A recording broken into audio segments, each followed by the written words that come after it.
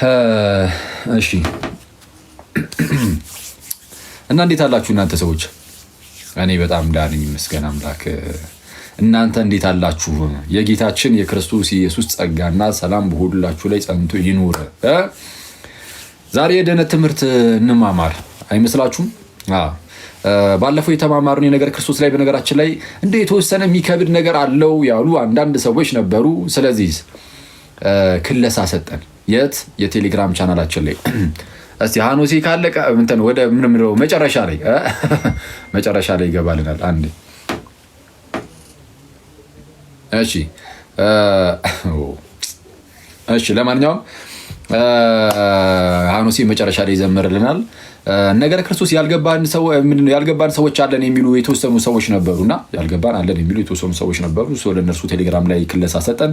ቴሌግራም የኛ ቻናል አለ ሐዋርያዊ መልሶች የሚል እዛ ውስጥ የሌለ ሰው አይኖርም እዚህ ላይቭ ላይ የሚመጣ ብዬ አስባለሁ። ካለ ግን ፕሊስ ጆይን አድርጉ።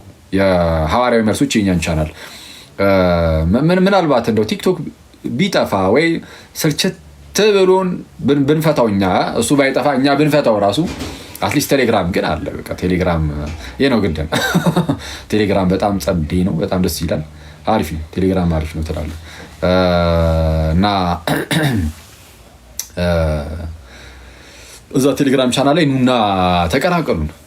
የምትፈልጉ ብቻ ግሩፑን አይደለም ቻናሉን ብቻ ነው ያልኩት። ግሩፑን አትቀላቀሉት፣ አልመክርም። ግሩፑን እንድትቀላቀሉት አልመክርም። ግሩፑን የምትሉ ሰዎች ማለት ነው ከታች ግሩፕ የምትሉ ግሩፑን አልመክርም። እኔ እንግዲህ ሪከመንድ አላደርግም ግሩፑን እንድትቀላቀሉ።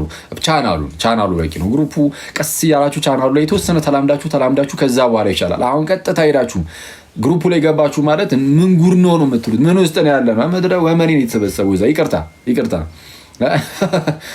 ግን ያው መንፈሳውያን ወመኔዎች ናቸው። ዓለማውያን ወመኔዎች ሳይሆን መንፈሳውያን ወመኔዎች ናቸው።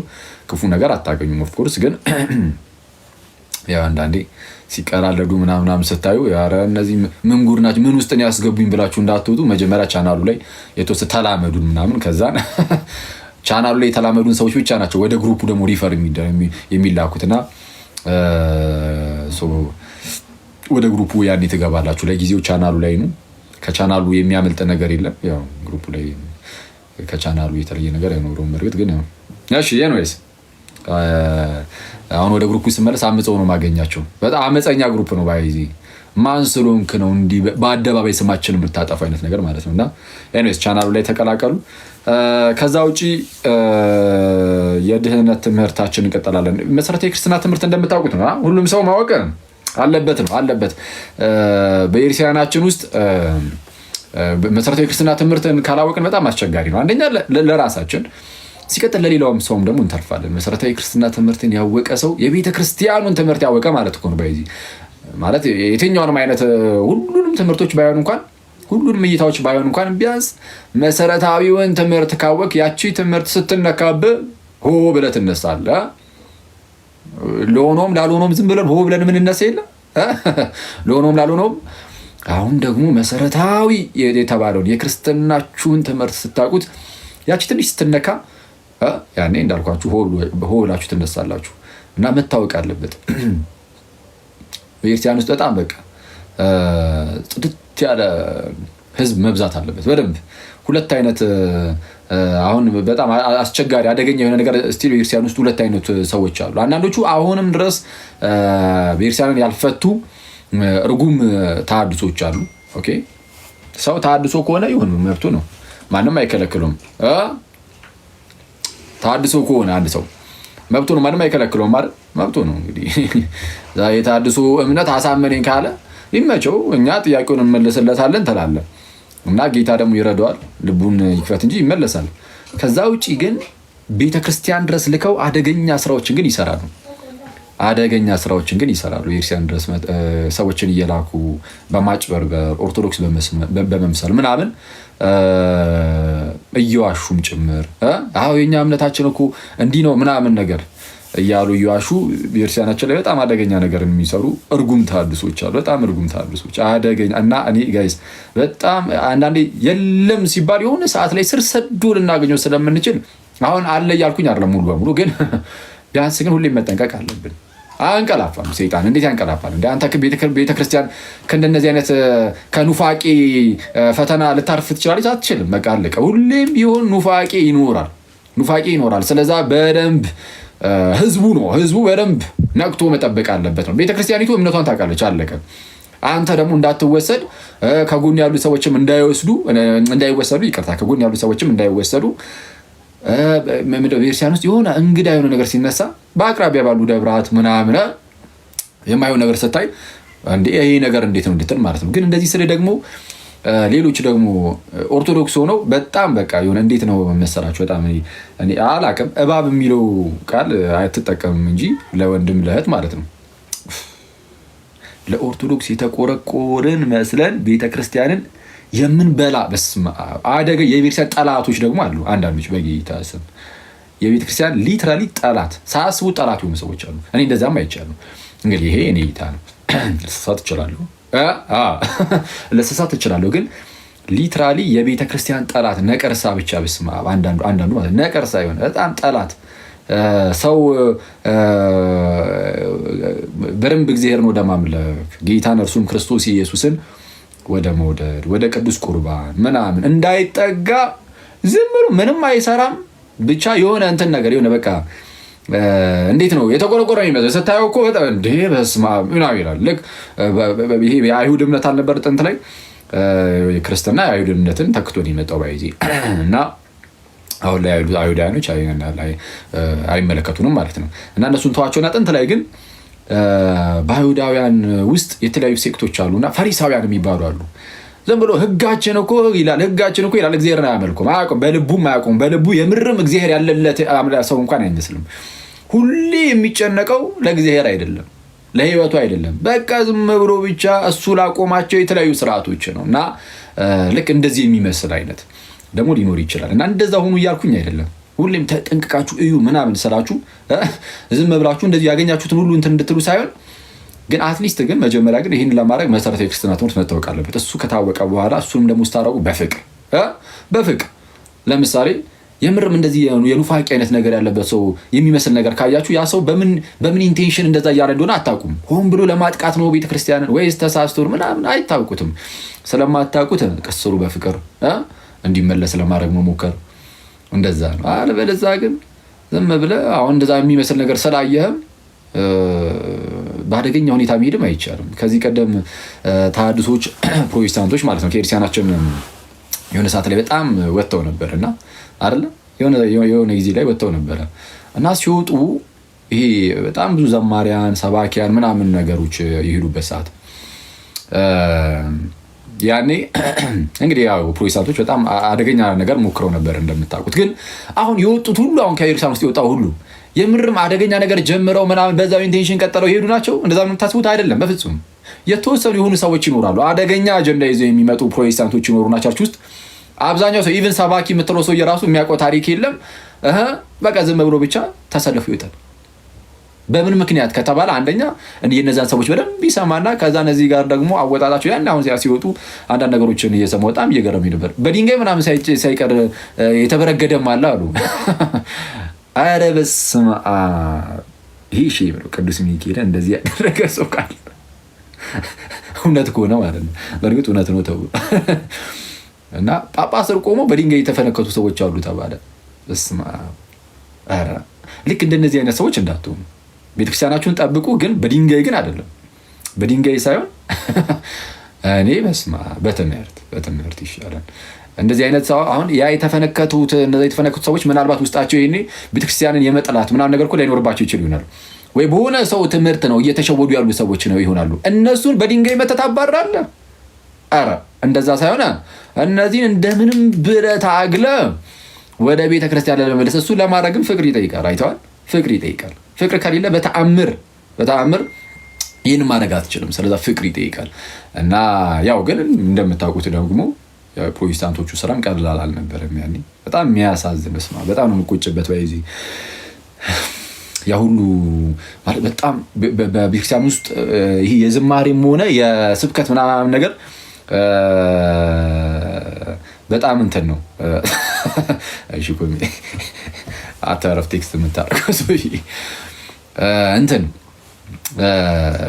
ያሁሉ ይሄ የስብከቱ የዝማሬው ምናምን መነሳሳቱ ምናምን በጣም የሚገርም ነበር አይደል? የሆነ ጊዜ ላይ እንደ አንዳንድ ሰው እኮ ባይዚ እንደዚህ መደረጉንም እንደ ጀብድ የሚያው ሰው አለ። ይሄ ባይዚ እንደዛ መውጣታቸው ደስ የሚያሰኝ ምናምን አይደለም። አይ ማለት በደንብ የሆነ እንዴት ነው ዊሽ ልናደርግ የሚገባው እነዛ ሰዎች በፍቅር ተይዘው ተመልሰው ቢሆን ኖሮ ባይኖሩ ምናልባት እኮ ይሄኔ ቤተክርስቲያናችን ውስጥ የሆነ አንድ ስቴፕ በደንብ ከፍ እያለን ሄደንም ሊሆን ይችላል። እና እኔ ያኔ የእግዚአብሔር ጸጋ እርግጥ ይታይ ነበር። የእግዚአብሔር ጸጋ ግልጽ ነው። እኔ ያለ እግዚአብሔር ጸጋ ዝም ብሎ ሰው በዛ ደረጃ አያገለግልም በነገራችን ላይ ብዬ አስባለሁ። እኔ ግን ምን ያደርጋል የእግዚአብሔር ጸጋ ትነጠቃለች። ጸጋ ይነጠቃል። ወይ ጸጋ ልክ ስትነጠቅ አርፈ ቁጭ ነው ማለት አለቀ። ወተ እንደ ቁራ ስትለፈልፍ ብቱ ለራሱ የሚሰማ አይኖርም ብቻ አይደለም። አክቹአሊ የመሰማት ያለ መሰማት ጉዳይ ሳይሆን የሰው ልብ ውስጥ የእግዚአብሔርን ቃል መዝራት አትችልም። አለቀ። 5 ሰው የሚስማ 5000 ሰው የሚስማ ግን ምንድነው የሰው ልብ ውስጥ የእግዚአብሔርን ቃል መዝራት ግን አትችልም። የሰው ልብ ውስጥ የእግዚአብሔርን ቃል መዝራት የምትችለው በጸጋው ስለሆነ ጸጋው ከተነጠቀ ደግሞ እንደፈለኩኝ ድምጼን አጉርንኜ እሰብካለሁ ብትል ድምጼን አለስልሼ እዘምራለሁ ብትል አይመጣም። በቃ ከቦታው የሚልም እና ጸጋ ይነጠቃል። በጣም የሚያሳዝነው እሱ ነው። ጸጋ ይነጠቃል እና አሁን እንደምናያቸው ነው። አንዳንድ ሰዎች አይተዋል። በቃ ጸጋቸው እንደተነጠቀ የሚያሳዩ አይነት ሰዎች አሉ። እንደዛ ማለት ያሳዝናል። እሱ እንደዛ ባይሆንና ቤተክርስቲያን ውስጥ ቢቀጥሉ ጸዴ ነበር እና በመውጣታቸው ደስ የሚለን አይነት ሰዎች አይደለንም። እኛ አይደለንም እንግዲህ የሚላቸው ሰዎች ሊኖሩ ይችላሉ። ግን አትሊስት እኛ እኔና መሰል ወንድሞቻችን ምናምን ክርስቲያኖች ሰው እንደዚህ በመውጣቱ ምናምን ደስ የምንሰኝ አይደለንም። እንደ ጀብድ ምናምን የሚታይም አይደለም። እና ስለዛ ምንድነው ይሽ የምናደርገው አልኳችሁ። በቃ ባይወጡ ኖሮ በፍቅር ቢያዙ ኖሮ እና እንዳልኳችሁ የሆነ ሰው ፕሮቴስታንታዊ ነገር ያካሂዳል። ከታች ያለ ሰው ደግሞ ይህን ይሰማና ከዛ በኋላ በቃ ያወቀ መስሎት ይላል። ስተት እኮ ሊናገሩ ይችላሉ ምናምን። ግን ልክ ስተት ልክ እንደሰማ ግን እኔ በጣም የገረመኝ ክርስቶስን እየሰማሁ ጳጳስ ከጎናቸው ሆኖ ጳጳስ ሆኖ እንግዲህ ያኔ ፍትጌ አለ አይደለ? እናንተ ተሐድሶች እያሉ በጣም አታክ የሚያደርጉ ሰዎች ይኖራሉ።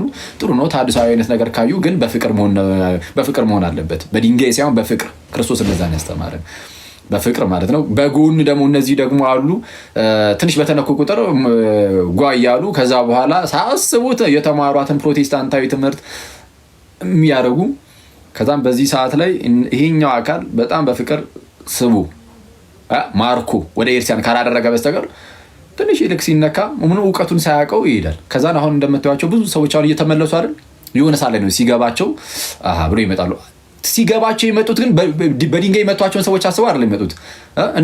ለእነሱ አሁንም ጥሩ እይታ እኮ አይኖራቸውም። እንደነዚህ አይነት ሰዎች ሊኖራቸው አይችልም ብዬ አስባለሁ። የሚመጡት የቤተ ክርስቲያንን ድምፅ ሰምተው የኤርሲያንን ትምህርት ሰምተው ነው። እነዚህ ያቀበሉት ድንጋይ ነው። የኤርሲያን ትምህርት ሳይሆን ድንጋይ ያቀበላል። አንዳንድ ሰው ትምህርት ኖሮ ግን ድንጋይም እና እንደዛ ጥሩ አይደለም ይመስለኛል። እና ትምህርት ያስፈልጋል። እና ልክ እንደዚህ አይነት ሰዎች አሁንም አሉ። ባይዚ አሁን ድንጋይ አሁን ቀረ። በእርግጥ ድሮ ነበረ ድንጋይ የለም አሁን። ግን ድንጋይ ባይኖርም በጣም አደገኞች ሰው እንዳይማር ሁሌ መሰናክል የሚሆኑ በየቲክቶክ ሊሆን ይችላል በየፌስቡክ ምናምን የሚጽፉ ምናምን አይነት ሰዎች አንተ በጌታ ስም አንዳንድ ሰው እኔ በጣም ስለሚያስገርመኝ ነው ይሄን የምለው። ማለት መሰረታዊ ክርስትና ትምህርት የመማራችን ዋናው ዓላማ ምን እንደሆነ በደንብ እንድታውቁት ማለት ነው። ኢቭን እኔ ከፕሮቴስታንት ብቻ ሳይሆን ከእንደነዚህ አይነት ሰዎች ራሱ ነው መጠበቅ ያለብን። አንዳንዴ ነው በጣም የሆነ ውስጣቸው በጣም በጭካኔ የተሞላ አይነት ሰዎች አሉ። በጨካኝ ማለት ሊትራሊ ጨካኝ። አክሊል ያው በብሔሬ ምክንያት ነው እየተገፋ ያለሁት እያለ ነው ብሎ የሚጽፍ ሰው አለ ፌስቡክ ላይ። እኔ ይሄንን አይቼ የሆነ በሴት ስም ምናምን ያለ አንድ አካውንት አለ። እኔ እንግዲህ ሴቱን ወንዱን አለ እኔ ኤነርጂ ሴት ነው ከሆነ ይመቻል። አሁን እንደዚህ ብሎ የሚጽፍ አለ። በጌታ በኢየሱስ አሁን ከእንደዚህ አይነት ሰው በላይ እባብ አለ። በጌታ በጣም አደገኛ እባብ በኢየሱስ አሁን እንዲህ ስል ማለት ነው አይደለም ከአንደበቴ ፍጹም ማለት እንደዚህ አይነት ጭራሽ ማለት ምንም ጭራሽ ከማያሳስቡኝ ከማይመለከቱኝ ጉዳዮች አንዱ አይዚ ነው። እና ሲጀምር ብሔሬንም አያውቁትም ማንም ሰው አያውቅም። በአባቴ እንትን በእናቴ እንትን በአጎቴ እንትን እያልኩ ከነገርኳችሁ በቀር ማለት ነው። ግን እሱ አይደለም ትልቁም ነገር። እኔ የምርም ብሔር ያለኝ ሰው ነኝ፣ ሰማያዊ የሆንኩ ሰው ነኝ። እዚህ በቃ ምድር ላይ የሚርመጠመጥ ህዝብ አለ፣ በጣም አደገኛ። አሁን እንደነዚህ አይነት ሰዎችን ራሱ አእምሯቸውን ማደስ ይገባል። እና እንደነዚህ አይነት ሰዎች እኔ አሁን ይቅርታ አክቹዋሊ ይሄ በጣም አደገኞች ምናምን ብዬ ስለጠቀምኩት ቃል ላይ ሊያስከፋቸው ይችላል፣ አዝናለሁ። ግን ብትችሉ እንደው ስለ ጌታ ብላችሁ ማለት ነው ቆም ብላችሁ ብታስቡ፣ ቆም ብላችሁ ራሳችሁን ብታዩ፣ ራሳችሁን ማለት ለምንድን ነው አሁን ይሄን የጻፍኩት ብሎ ለምሳሌ አንድ ሰው ማሰብ አለበት። እኔ እግዚአብሔርን እኔ እንደዚህ አይነት ነገር ለመጻፍ ሞራሉ ከመጣልኝ ኧረ በስመ አብ ማለት አንድ ሰው ሳይሄድ እንደዚህ እኮ ብሏል ብዬ መጻፍ ከጀመርኩኝ አንዳንድ ሰዎች እንደዛ ናቸው። ብድግ ብሎ አኪል እንደዚህ ያምናል፣ ከፈለገ ብሎ ይጽፍላል፣ በቃ አድርጎ ሞልቶ ያመጣላል። አንዳንዱ ደግሞ ጭራሽ እንደነዚህ አይነት ሰዎች ደግሞ የባሰ እና እነዚህ የኤርሲያን ጠላቶች ናቸው። እንደነዚህ አይነት ሰዎች የኤርሲያን ጠላት፣ ምናልባት የሌላ ቤተ እምነት ሰዎችም ሊሆኑ ይችላሉ፣ አላውቅም።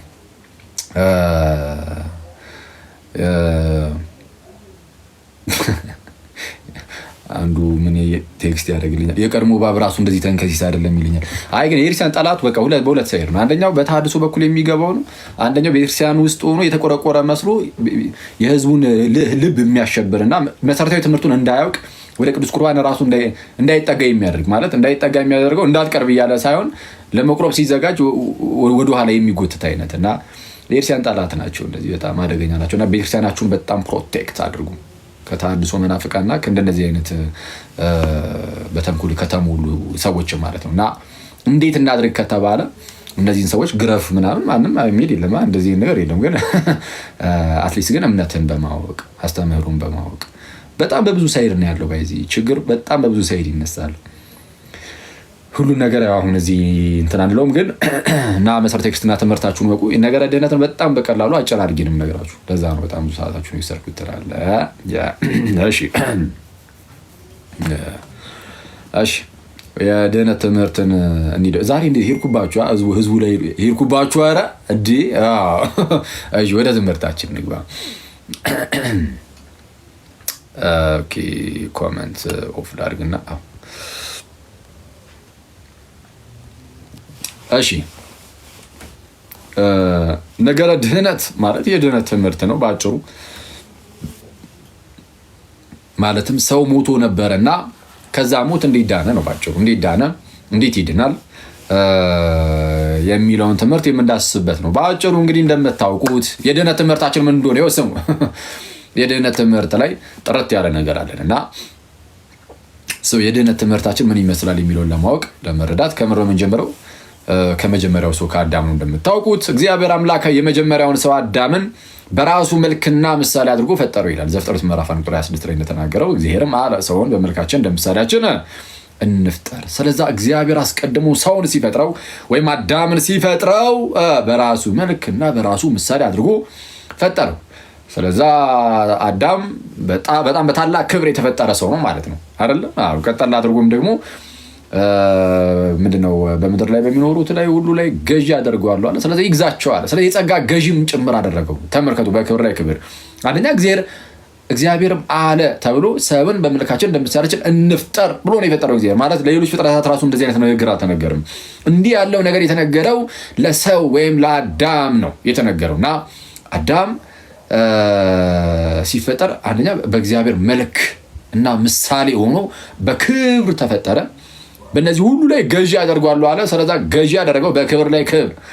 ከዛን አየውና ማለት ነው አሰውት ማለት እግዚአብሔር አዳምን ሲፈጥረው መጀመሪያ የተለያዩ ፍጥረትን ፈጥሮ ጨርሶ በእነሱ ላይ ነው ያሰለጠነው ፈጥሮ አዳምን መጨረሻ ላይ ነው የፈጠረው አዳምን እና ከዛ በጣም የሚያስገርመው ሁለተኛው የዘፍጥረት ምዕራፍ ላይ ደግሞ ኧረ ይሄ ብቻማ አይበቃውም ለአዳም ማለት እግዚአብሔር የእግዚአብሔርን ለአዳም ያለውን ነገር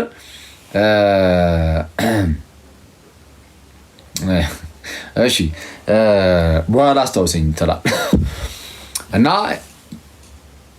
ምንድነው እግዚአብሔር ለአዳም ያለውን ቦታ በምን ያህል ደረጃ እንዳከበረው እንድታውቁት ነው ይሄን የምነግራችሁና እንዳልኳችሁ ሁለተኛው የዘፍጥረት ምዕራፍ ላይ ደግሞ እግዚአብሔር አዳም ብቻማ አይበቃውም እግዚአብሔር እሺ ቃል በቃ እንደዚህ አይደለም ግን ሐሳቡ ያ ኧረ ይሄ ብቻ እንዴ ይሄ አሁን ኖርማል በእነዚህ እንትን ላይ እንዲገዛ ማድረግ ብቻ አይደለም።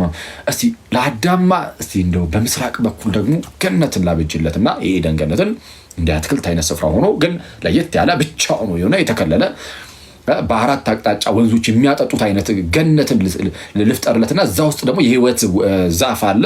ከሱ ደግሞ የሆነ እሳት ላይ በልቶ ደግሞ ለዘላለም ይኖራል። እዛ ላኑሮ ማለት ይህንን ሲያደርግ አሁን ከአዳም ምን ታይቶ ነው? ምንም። አዳም ምን አድርጎ ነው? ምንም አላደረገም። እግዚአብሔር ባወቀ በእርሱ ደግነት በእርሱ ቸርነት በራሱ መልክና ምሳሌ አድርጎ ፈጠረው፣ የሁሉም ገዢ ያደረገው። ከዛ በኋላም ደግሞ ይሄ ብቻ አይበቃም፣ ና እስቲ ደግሞ ገነት ገባልኝ ልጅ ብሎ ደግሞ ገነት ደግሞ ያስገባው።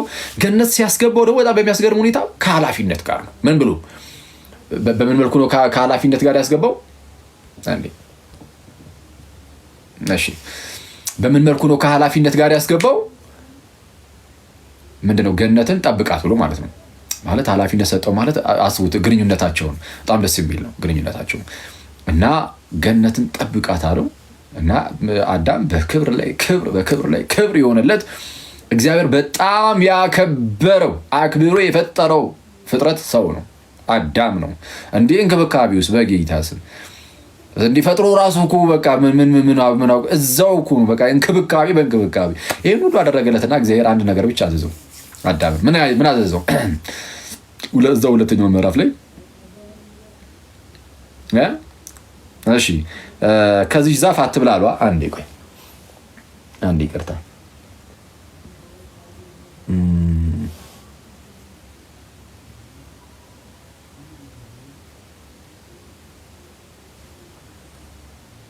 እሺ ይቅርታ። እሺ ሰው እግዚአብሔር አንድ ትእዛዝን ብቻ አዘዘው ለአዳም። ምን አይነት ትእዛዝን አዘዘው? በዚህ በገነት ከምታየው ዛፍ ሁሉ ብላ፣ እሺ ክፉና ደጉን ከምታስታውቀው ከዚህ ዛፍ ግን እንዳትበላ፣ በቃ አለቀ። ከሷ በላ ሰዓት ሞትን ትሞታለህ። ከዛ ውጭ ግን ይሄ ሁሉ ያንተ ነው፣ እሺ በቃ ብላ፣ ያንተ ነው ብላ። አሁን አዳም የተሰጠው ያ ሁሉ ናስቡት፣ በገነት ያለው ያ ሁሉ ተሰጥቶት የተከለከለው አንዲት ዛፍ ብቻ ነው። አንዲት ዛፍ ብቻ ነው የተከለከለው። በጣም በሚያስገርም ሁኔታ በእባብ ተንኮል ማለት ሰይጣን በእባብ በኩል አድርጎ እንደምታውቁት አዳምና ሔዋን አሳታቸው። አዳም ሳተ። እንደዛ ያከበረውን እንደዛ የወደደውን እንደዛ በክብር ላይ ክብር የሰጠውን እግዚአብሔርን ክዶ አዳም እግዚአብሔር አታድርግ ያለውን አደረገ። አምላክነትን ፈለገ፣ ወይ ደግሞ ትልቅ ክብርን ፈለገ ከዚህ ውጪ እና እግዚአብሔር ከሰጠው ውጪ ማለት ነው። እና አዳም ያንን በላ። በጣም ነው የሚያስገርመው። እኔ ከዚህ በፊትም ብያችሁ ይሆናል በዙሪያው የተፈቀደለት ያ ሁሉ ነገር እያለ ያልተፈቀደለት ላይ ሰይጣን ማለት ሀሳቡን እዛ ላይ እንዲጠላ አደረገው አዳምን። በህይወታችን ውስጥ ሰይጣን አንዱ የሚፈተንበት ትልቁ መንገድ ይሄ ነው። በዙሪያችሁ እግዚአብሔር የሰጣችሁ የሚገርም የሀገር በረከት ኖሮ ማለት ነው እሱን እንድታዩት አያደርግም ሰይጣን። የተከለከላችሁትን የሆነች ነገር ብትመጣ ራሱ በህይወታችሁ ውስጥ ያን ያህል ትልቅ ለውጥ ላያደርግ የሚችል ነገር ሊሆን ይችላል። ግን ምንም ይሁን ኤኒዌይስ ግን የተከለከላችኋት አንዷ ነገር ላይ ሰይጣን በጣም ትኩረት እንድታደርጉ ያደርግና በተሰጣችሁ ነገር በሌሎቹ በዛ ሁሉ በብዙ ነገር ማመስገንን ትታችሁ በዚች በትንሿ ነገር በተከለከላችኋት በአንዷ ነገር እግዚአብሔርን እንድታማሩና እንድትክዱት ያደርጋችኋል ሰይጣን። ትልቁ ታክቲኩ እሱ ነው። አዳምን ያደረገው እንደዛ ነበር። በገነቱ ዙሪያ ምን ይሄው ጠቅላላ ያለውን ሁሉ ብላ ነው ያለው። እንዴ ስለሱ እግዚአብሔርን አያመሰግንም? እሺ እንዴ አረ የህይወት ዛፍ ሳይቀር አስቀምጦለት ነበረ። የህይወት ዛፍ ሳይቀር እሷን እንኳን እንዳያገኝ ያደረገው ሰይጣን ምን አድርጎ? ያልተሰጠው ላይ ትኩረት እንዲያደርግ አድርጎ። እና ትኩረታችን ሁሌ እግዚአብሔር የሰጠን ላይ ሊሆን ይገባል። ኦኬ እግዚአብሔር ያልሰጠህ ላይ ትኩረት ባደረክ ቁጥር ከእግዚአብሔር ነው የምትርቀው። እና ትኩረት እግዚአብሔር የሰጠን ላይ በጣም የምናመሰግንባቸው በጣም ብዙ ምክንያቶች አሉ። የምናመሰግንበት በጣም ብዙ ምክንያቶች አሉ። እሱ የሚገባን መቼ ነው ከተባለ የሆነ ሰው የሆነ ለምሳሌ ጤንነቱን አጡ የሆነ ሰው ስታዩ አሃ አረ እግዚአብሔር የተመስገን ነው የምትሉት እኮ። አረ ከጤንነት ውጭ ምንም ማለት እንደ የታመመ ሰው ሲጀመር ለምሳሌ ገንዘብ ይፈልጋል። ብዙ ሰው ገንዘብ ከቸገረው ገንዘብ ላይ ብቻ ትኩረት እያደረገ እግዚአብሔርን ሊያማርር ይችላል። ጠንቋይ ቤት የሚሄድ ሰው እኮ አለ አይደል? እና ጤንነቱ ያጣ ለምሳሌ ጤንነቱን ቢያጣ ያ ሰው ጭራሽ ገንዘብ አያሳስብም። እንዴ አንተ ሆድህን የቆረጠ ቀን የዛን ቀን አረ ገንዘቡ ይቅርና ሆዴን መልስልኝ አይነት ስታፍ ነው የምትጫወተው። አይተዋል። የምናመሰግንበት በጣም ብዙ ነገር አለን። ጤናችንን ብናጣ እንኳን እግዚአብሔርን አንክደውም። ሌሎች ብዙ ሀሳብ ብዙ የምናስባቸው ነገሮች አሉ። ኢየሱስን ሰጥቶን የለም ወይ? አረ በስመ አብ ልጁ ኢየሱስን ከሰጠን በቃ ይህንን ማሰብ ራሱ አያሳርፍም ወይ? እንዲህ በስመ አብ እኔ ኢየሱስ ክርስቶስን የሚያህል ጌታ እንዳለን ማሰብ በራሱ እኮ እኔ ክርስቶስን የሆነ ራሱን የቻለ የሆነ የሚፈጥር ደስታ የለውም ውስጣችን ውስጥ እንዴ ኢየሱስ መጀመሪያ አስቡት ማን እንደሆነ ከዛ አስበውና እሱ ጌታ ነው። ኧረ በስመ አብ እንዴ ይሄ ውስጣችን የሆነ ደስታን ካልፈጠረ ምንድነው ሊፈጠር የሚችለው? ይሄ በጣም ውስጣችን ላይ በጣም የሚገርም ደስታን የሚፈጥር ታላቅ የሆነ እውነታ ነው። ኢየሱስን የመሰለ ጌታ አለን የሚለው እና እግዚአብሔር ብቸኛ ልጁን አሳልፎ ከሰጠ እግዚአብሔር ተመስገን የምትልበት ነገር አለ። ለምሳሌ አንድ ሰው በጣም የከበረ እንቁ አለው ልበላችሁ፣ በጣም የከበረ እንቁ አለው።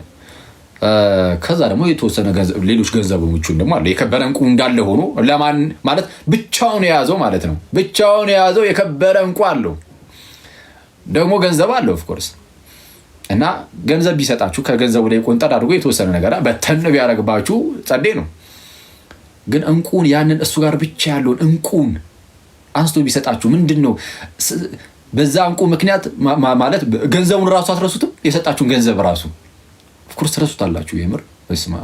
እና እግዚአብሔር የሰጣችሁ እኮ እንቁን ማለት እንቁን ሳይሆን ብቸኛ ልጁን በስማ ብቸኛውን ልጁን ጌታችን ኢየሱስን ነው የሰጠን።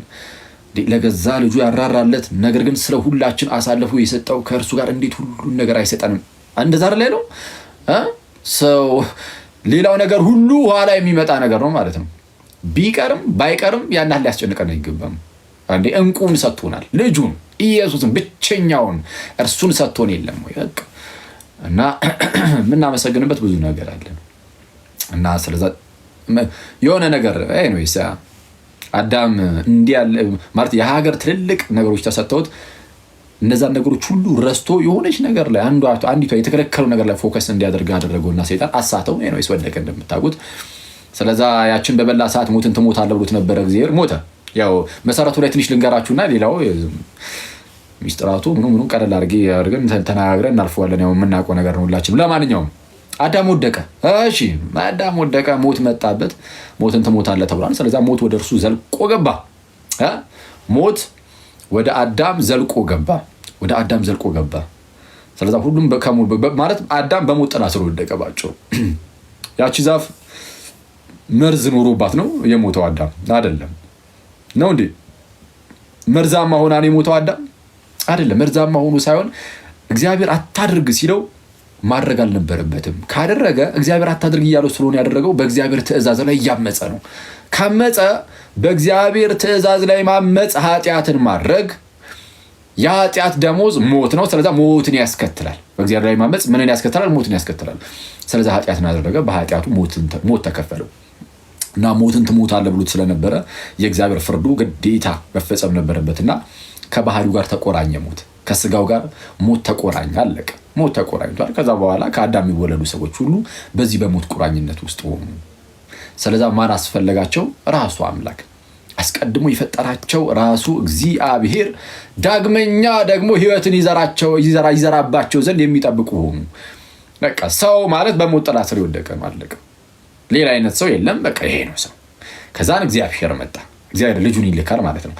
ልጁን ቀጥታ አይልክም። በነገራችን ላይ ልክ አዳም ኃጢአትን ሰራ ምናምን ነገርና ምንድነው ተሸሸጉ። አዳምም ሔዋንም ቀጠላቸውን ለበስ አድርገው እንደዛ ነገር ተሸፋፍነው ተቀመጡ። አንዴ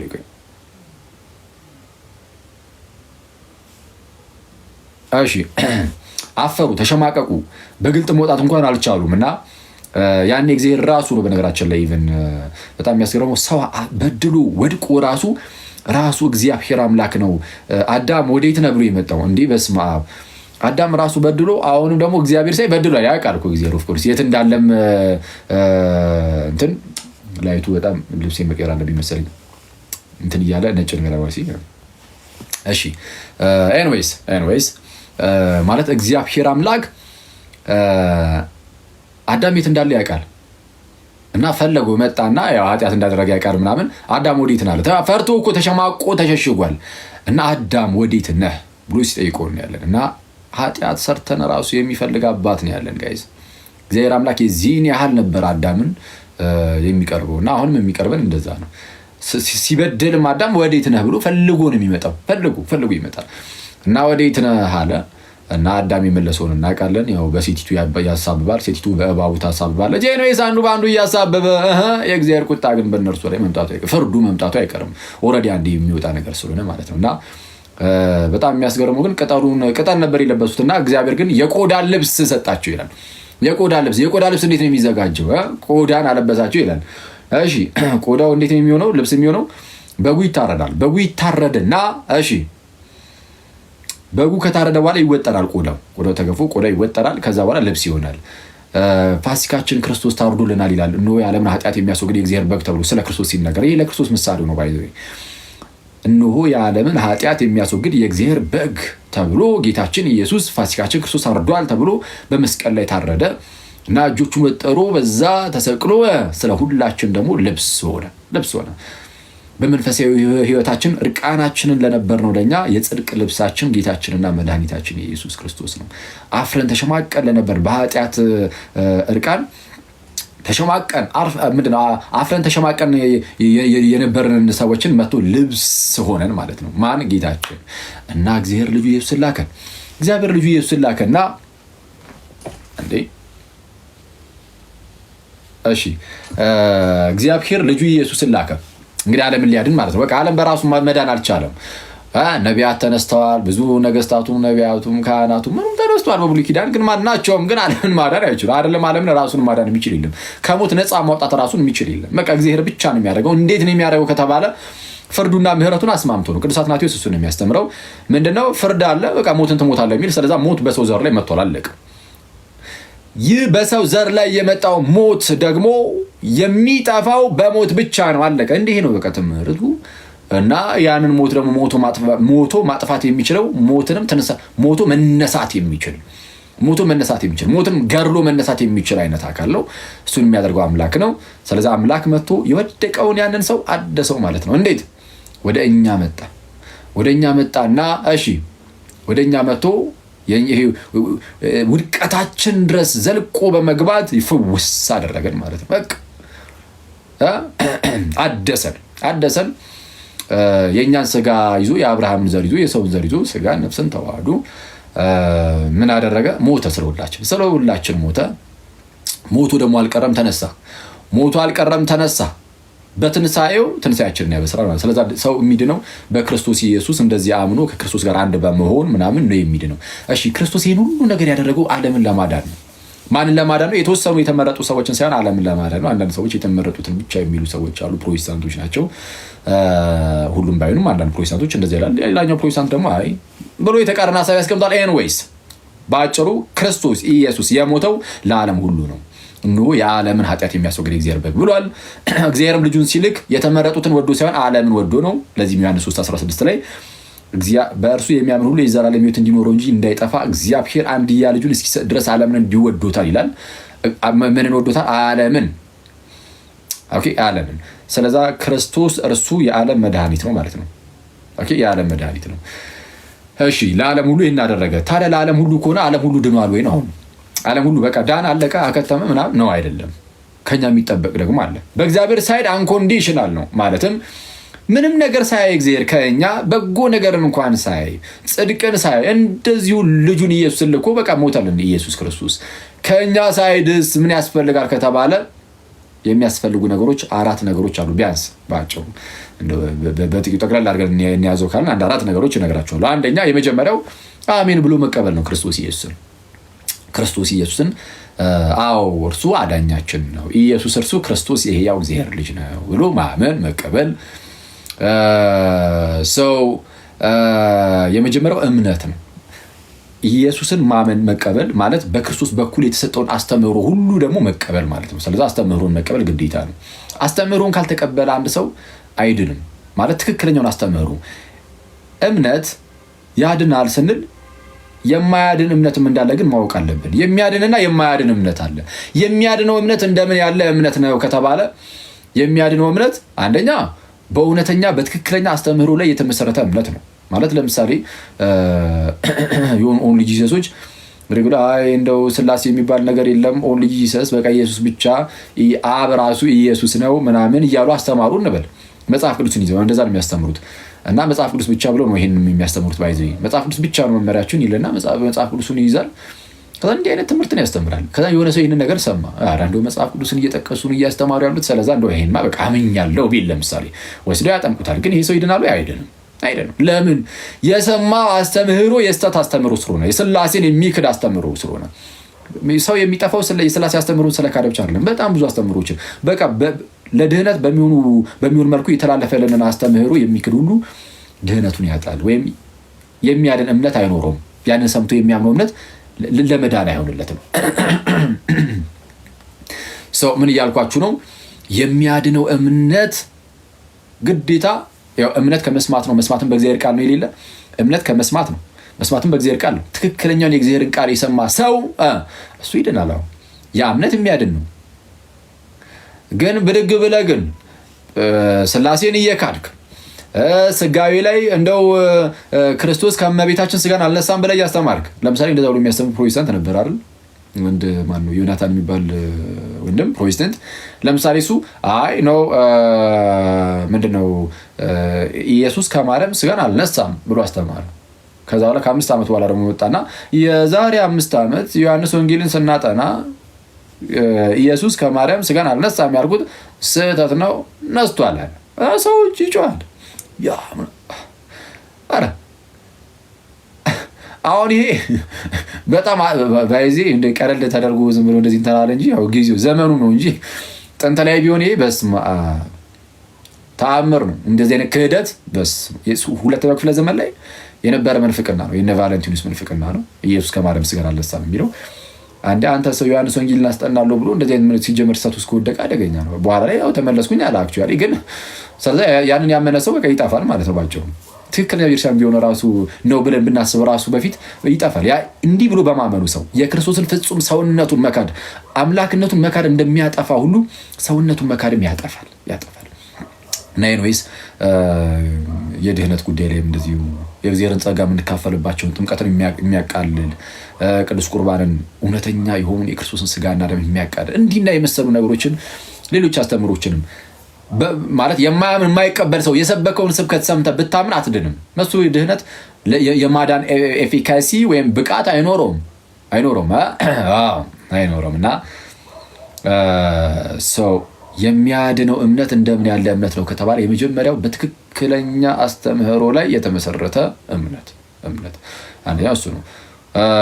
ሁለተኛው ደግሞ በፍቅር የሚሰራ እምነት ነው። ዝም ብሎ የፈዘዘ ዝም ብለህ ትክክለኛው ትምህርት ሰምተህ ራሱ ማለት ነው። ትክክለኛው ትምህርት የምትሰማው ከጌታ ቤተክርስቲያን ነው። አለቀ። ወደ ክርስቲያን ራሱ ብትጨምር አምናል እኮ ግን ያ እምነት ግን ፍሬን የማያፈራ ከሆነ አንዴ ወደ ድህነት ውስጥ ወደ ክርስቲያን ውስጥ ብትመጣ ብትጨመር እንኳን ፍሬን የማያፈራ ከሆነ ያ እምነት የሞተ ይሆንና አንተንም የማያድን ይሆናል። ስለዛ ትሞታለህ። ያ እምነት አያድንህም ማለት ነው። አያድንህም። የሚያድነው እምነት እንደምን ያለ ነው? ሶስተኛው ክራይቴሪያ እንዲያድን ማለት ነው ያ እምነት። ሶስተኛው እስከ መጨረሻው መጽናት አለበት።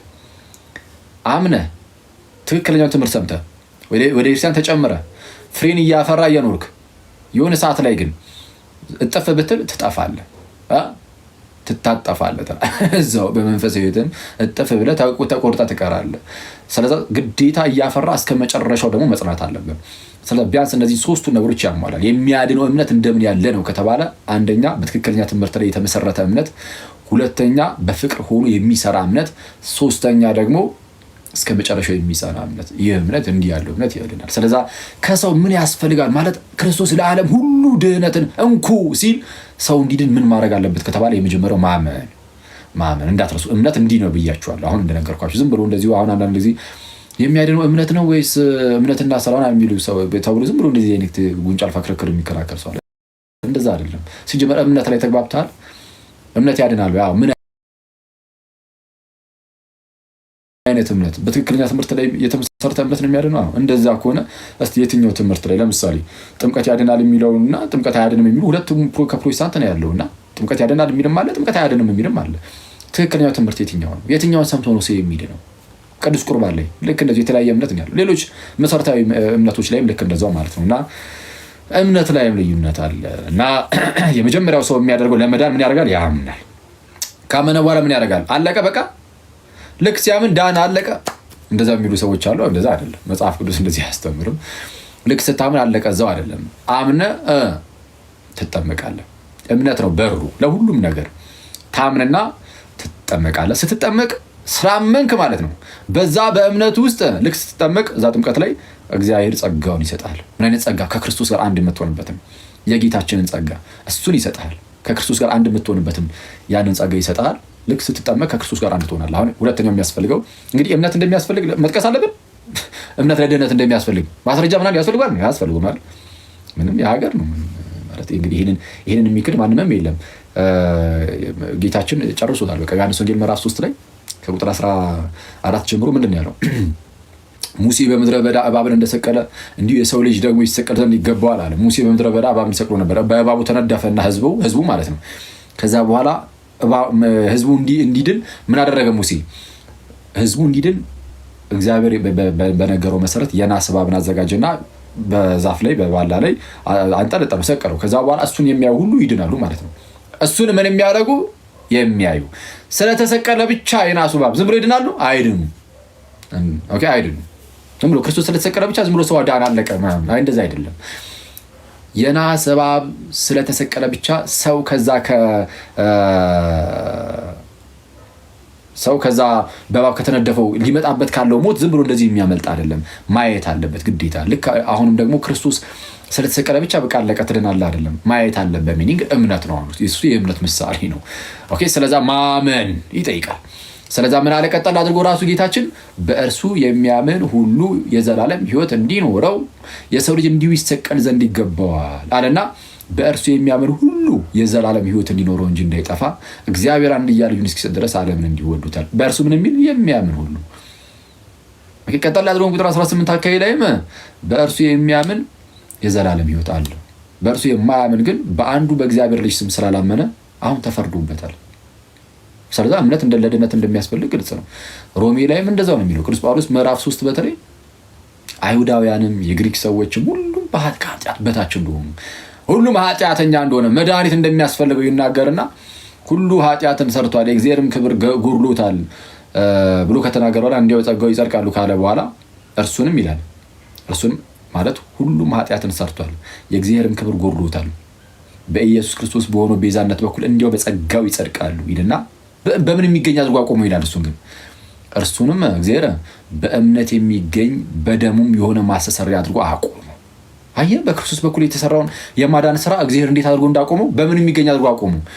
በእምነት የሚገኝ በደሙም የሆነ ማስተሰሪያ አድርጎ አቆመው። ስለዚህ እምነት ያስፈልጋል፣ ያስፈልጋል።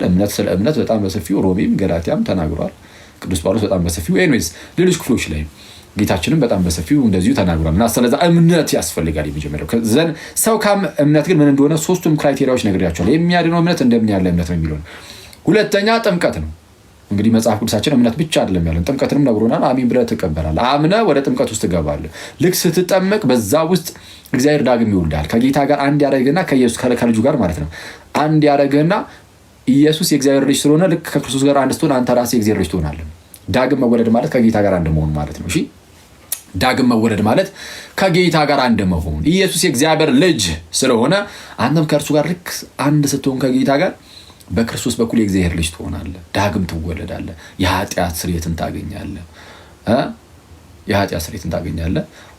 ከክርስቶስ ጋር ሞተህ ትነሳለህ። ሞቱን በሚመስል ሞት ከእርሱ ጋር ትተባበራለህ። እንደዚሁም ደግሞ ከእርሱ ጋር አብረህ ትነሳለህ ማለት ነው በጥምቀት እና እንዲህ ያለ ነገርን ታገኛለህ። ለዚህ የመጽሐፍ ቅዱስ ማስረጃዎች በጣም በርካቶች አሉ። በጥምቀት ውስጥ ድህነት እንዳለ ማለት ነው። ጥምቀት የድህነት ቦታ እንደሆነ አንዳንዶች ጭራሽ የድህነት ቦታ የማይመስላቸውም ጥምቀት የድህነት ቦታ ነው።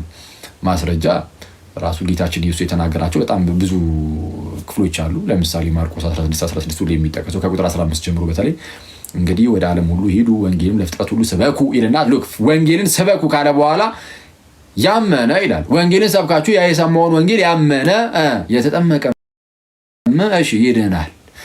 የሚድነው ማን ነው ከተባለ በሐዋርያት በኩል የተሰበከውን የጌታን ወንጌል ሰምቶ ያመነ የተጠመቀም እርሱ ይድናል። ያላመነስ ወንጌሉን ሰምቶ አላምንም ካለ አይድንም። ያላመነ ይላል እንጂ ያላመነ ያልተጠመቀ አይልም የሚል ሰው አለ። ካላመነ ወንጌሉን ካላመነ ሲጀምር ምን ይጠመቃል? ያልተጠመቀ ተብሎ እኮ መጨመር አይጠበቅበትም።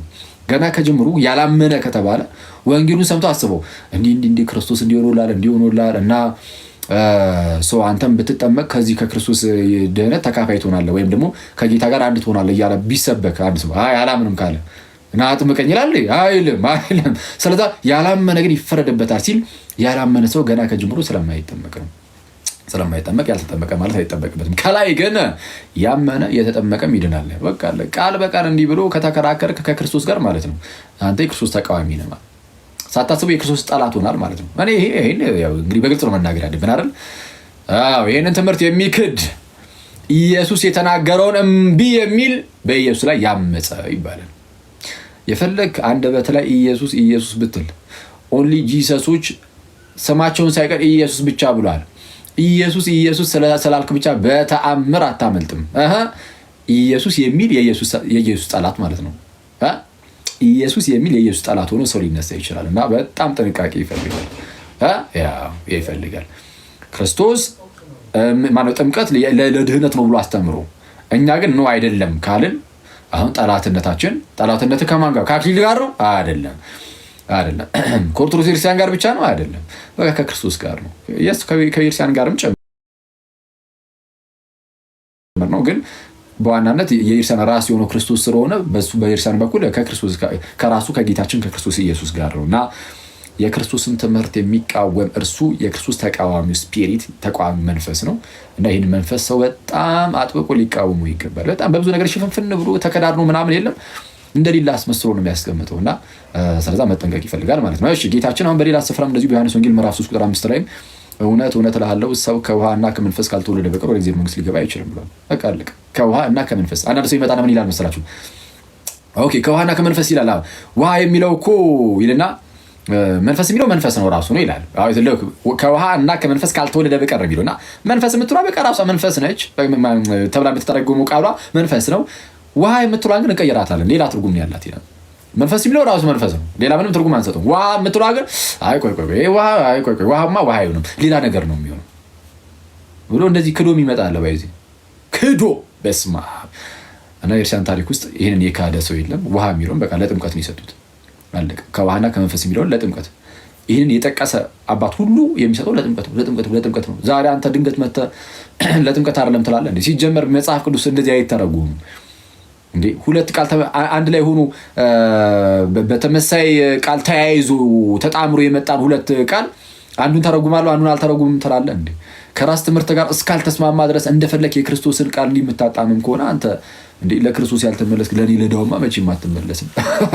አይስቀል ነው ግን አደገኛ ነው። ስለዚህ በጣም አንዳንድ ብዙዎቹ ያው ይሄንን ባለማወቅ ነው እንደዚህ የሚስቱት።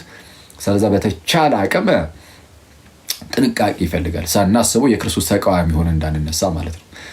እሺ ጌታችን እንደዚሁ በማቴዎስ ወንጌል ምዕራፍ 28 ቁጥር 19 ላይ እንግዲህ ሂዱ አሕዛብን ሁሉ በአብ በወልድ በመንፈስ ቅዱስም እያጠመቃችኋቸው ደቀ መዛሙርት አድርጓቸው ይላል። ደቀ መዛሙርት ማለት የኔ ማለት ነው። የኔ አድርጓቸው፣ የኔ ደቀ መዝሙር አድርጓቸው ማለት የኔ አድርጓቸው እንደማለት ነው።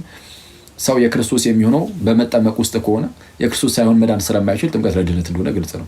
እንደነዚህና መሰል ያሉ ነገሮች እንግዲህ ጥምቀት ምናምን ቅዱስ ቁርባን በጣም በሰፊው ስለተማማርን ብዙም ያናል ጊዜ መውሰድም አያስፈልግም።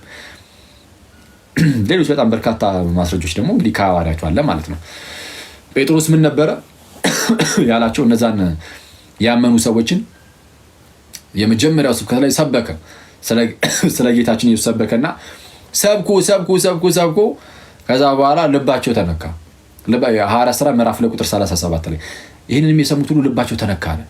ልባቸው ተነካ ማለት አመኑ ማለት ነው አይደለም? ነው። ሳያምኑ ልባቸው ይነካል እንዴ? ካላመንክ ልብ ይነካል? አይነካም። ስለዚህ ወደ እምነት መጥተዋል። ስለዚህ እነዚህ ሰዎች እንደው ምን እናድርጋሉ? ኦኬ እንግዲህ ወንድሞቼ ምን እናድርጋሉ? ምን እናድርግ ሲሉ ጴጥሮስ እመኑ አላላቸውም። ለምን? ኦልሬዲ አምነዋል። ያላመነ ሰው ሲሆን እመን ይባላል። ልክ የወህኒ ቤቱ ጠባቂ ታስታውሳላችሁ? እነ ጳውሎስ በወህኒ ቤት ሳሉ ያመለጡ መስሎት ደንግጦ ራሱን ሊያጠፋ ሲል ራስን አታጥፋለን ብሎ ሄደው ሲታዩት ተንበረከከ። ጌቶቼ እንግዲህ የድን ዘንድ ምን ላድርግ ሲል እመን አሉት። ምክንያቱም ያ ሰው አላመንም። እነዚህ ግን ስላመኑ እመኑ አይባሉም። እሺ ንስሐ ገቡ፣ ኃጢአታችሁ የሚሰረይ ዘንድ እያንዳንዳችሁ በኢየሱስ ክርስቶስም ተጠመቁ ተባለ። ንስሐ ገቡ፣ ኃጢአታችሁ እንዲሰረይ ደግሞ እያንዳንዳችሁ ተጠመቁ፣ በኢየሱስ ክርስቶስም ተጠመቁ አለ። አዘዛቸው። ስለዛ ለኃጢአት ስርየት ነው ጥምቀት። እንግዲህ በግልጽ በመጽሐፍ ቅዱሳችን የተቀመጠው ያንሰርዘው አንደልዘው። ጳውሎስም ልክ እንደዚሁ ነው። ጳውሎስ ራሱ ከኃጢአቱ ታጥቦ የመጣው በጥምቀት ነው። ሐዋርያት ሥራ ምዕራፍ 20 ቁጥር 16 ላይ ሐናንያ እንዳለው ማለት ነው። ጳውሎስ ሲመለስ ከደማስቆ ወደ ሐናንያ ይገባና ምን አለው ሐናንያ አንዳንድ ነገሮችን ከነገረው በኋላ እንግዲህ አሁንስ ለምን ተዘገያለህ? ተነስ፣ ስሙን እየጠራ ተጠመቀ፣ ከኃጢአትም ታጠበ። ልክ እንደዛ ማለት ጥምቀት ለድህነት ነው አይደለም የሚለው መጽሐፍ ቅዱስ ግልጽ ስለሆነ እኛ ደግሞ ይኸውልህ ሙሉ መጽሐፍ ቅዱስ አማኝ ነን። ሙሉ መጽሐፍ ቅዱስ አማኝ ስለሆነን የሆነች ነገር ፒክ እያደረግን ለእኛ የምትስማማሽ ነገር እስቲ ችል ውሰዳት፣ ሌላውን ግን አይ ተው እሱን ተው ወደዛ ምናምን እያለን ምናልፍ አይደለንም። ወደዛ አድርገው ባንል እንኳን በቃል በቃል ማለት ነው ወደዛ አድርገው ባንል እንኳን ግን እያልን ነው፣ ሳናስበው እያልን ነው። እና ሰው ከኛ ጋር የሚስማማለን ብቻ የምንቀበል አይደለም። በቃ መጽሐፍ ቅዱስ የቤተ ክርስቲያናቸው የኛ ስለሆነ ሙሉን የምንቀበለው መጽሐፍ ቅዱስን እምነት ያድናል ካለን አሜን ነው የምንለው። በቃ ምንም አንከራከርም። ጥምቀት ለድነት ነው አሜን ነው የምንለው። ጥምቀት ያድናል ይላል በግልጽ ቃል በቃል አንደኛ ጴጥሮስ ምዕራፍ 3 ቁጥር 21 ላይ ጥምቀት አሁን ያድነናል ይላል። በቃ አሜን ብለን የምንቀበል አይተዋል። ከእግዚአብሔር ቃል ጋር እንዴት እንደማንከራከር አሜን ብለን የእግዚአብሔርን ቃል ተሸክመን እንደምንሄድ እሺ። ሰው ጥምቀት ለድነት እንደሆነ መጽሐፍ ቅዱሳችን ግልጽ ነው። ሰው አምኖ ሰው ይጠመቃል። ሰው ዳግም ይወለዳል። ልክ ሰውየው ሲጠመቅ በአዲስ ኪዳን መጽሐፍ ላይ እንደምትመለከቱት ብዙ ቦታ በተለይ በሐዋርያት ሥራ መጽሐፍ ላይ ይጠመቁና ሐዋርያቱ ምን ያደርጋሉ? እጃቸውን በዛ ሰው ላይ ጭነው ይጸልዩለታል። ከዛ ላይ የተጠመቀው ሰው አሁን ምንድነው ይሄ አምብሮተ እዱ በየቦታው ሰው እነዛ የኢየሩሳሌም መሪዎች፣ ጳጳሳቱ፣ እረኞች እየሄዱ እጅ በጫን ማለት በጣም የሚታከት ስለሆነ ማለት በጣም ብዙ ሕዝብ ስለሚኖር ማለት ነው መደረግ ጀመረ። በሜሮን ደግሞ ወይም ደግሞ በቅብእ ማለት ነው። በቅብእ መደረግ ደግሞ ተጀመረ። ቅብእ ላይ ይጸለያል። ጥንታዊ ነው ይሄ ነገርም። ሰው ቅብኡ ላይ ይጸለይና ሰው እየተቀባ ይጸለይለታል እና ልክ እንደዛ። ስለዛ አምብሮተ እድ ወይም ቅብአ ሜሮን የምንለው እሱን ነው። ሚስጥራዊ ሜሮን በላያችሁ ተብሎ የሚታወቀው ማለት ቤተክርስቲያን ውስጥ እሱ ይደረግለትና ከቅዱስ ቁርባን ይካፈላል። ኦኬ ሰው ዳግም ተወልዷል። ይሄ ሰው ዳግም የተወለደው ሰው ቅዱስ ቁርባን እዛው ይካፈላል። እነዚህ ሚስጥሮችን እየነጣጣና እነዚህ ጥምቀትን፣ ቅዱስ ቁርባንን የመጀመሪያውን በተለይ የመጀመሪያውን ያቺ የሚቀበላትን ቅዱስ ቁርባን ነጣጥለን አናይም። አንድ ላይ ሚስጥሩ ሙሉ ይሆናል። በምን መልኩ ተጠምቆ ይጸለይለታል? እጅ በመጫን ወይም ደግሞ በቅብ ማለት ነው። በቅባ ሜሮን ሚስጥራ ሜሮን ይፈጸምለታል። ከዛ በኋላ እዛው ቅዱስ ቁርባን ደግሞ ይቀበላል። ቅዳሴ ገብቶ ወደ ጸሎት ገብቶ ደግሞ ከጌታ ስጋና ደም ይካፈላል። የጌታ ስጋና ደም ለድህነት ነው ማለት ነው። የጌታ ስጋና ደም ለድህነት ነው። እስካሁን ድረስ ሰውየው የሰራው ስራ አለ የለም? ከሱ የተጠበቀ አንድ ስራ የለም። እስካሁን ተመልከቱ፣ አንድ ስራ የለም። የእግዚአብሔርን ጸጋ የሚያገኝባቸው ሚስጥራት ብቻ እየተካፈለ ነው። እሺ ስለ ጌታ ስጋና ደም መጽሐፍ ቅዱሳችን ግልጽ ነው። ጌታችን ኢየሱስ አስቀድሞ በቃል ስጋዬን የበላ ደሜን የጠጣ የዘላለም ሕይወት አለው እያለ ዮሐንስ ወንጌል ምዕራፍ 6 ከቁጥር 51 ጀምሯችሁ አንብቡ። አባቶቻችሁ በዛ በምድረ በዳ መና እንደበሉት አይደለም ይላል። ማለት እነ ሙሴ በምድረ በዳ መና በሉና ከሰማይ ወረደላቸው ማለት ነው። በሉ ለጊዜው ጠገቡ፣ ግን ሞቱ። ከሞት ሊያተርፋቸው አልቻለም። አሁን የመጣው የህይወት እንጀራ ግን ከሰማይ የመጣው የህይወት እንጀራ ግን ጌታችን ኢየሱስ ነው። ከእርሱ በልተን ለዘላለም እንድንኖር ማለት ነው። እና እርሱም ለዓለም የሚሰጠውም ደግሞ እንጀራ ስጋዬ ነው ብሎ ተናገረ። ስጋዬ እውነተኛ መብል ደሜም እውነተኛ መጠጥ ነው አለ። ስጋዬን የሚበላ ደሜን የሚጠጣ የዘላለም ሕይወት አለው። ስጋዬን የማይበላ ደሜን የማይጠጣ ግን በራሱ ሕይወት የለውም አለ። እንደዚህ በቃል አስተማረና ከዛ በኋላ ፕራክቲካሊ ደግሞ በጸሎተ ሐሙስ ላይ ጌታችን ህብስትን ወይንን አነሳ፣ ባረከ፣ ህብስትን ቆረሰና አመስግኖ ባርኮ ማለት ነው ቆረሰና እንካችሁ ይህ ስጋዬ ነው ብሎ ሰጠ። ይህ ስጋዬ ነው ከእርሱ ብሉ ብሎ ሰጣቸው። በቃ ስጋዬ ነው። ህብስቱን አነሳና ባርኮ ሲሰጣቸው ስጋዬ ነው አለ። ጽዋውንም ደግሞ ይህ ስለ ብዙዎች ለኃጢአት ይቅርታ የሚፈሰው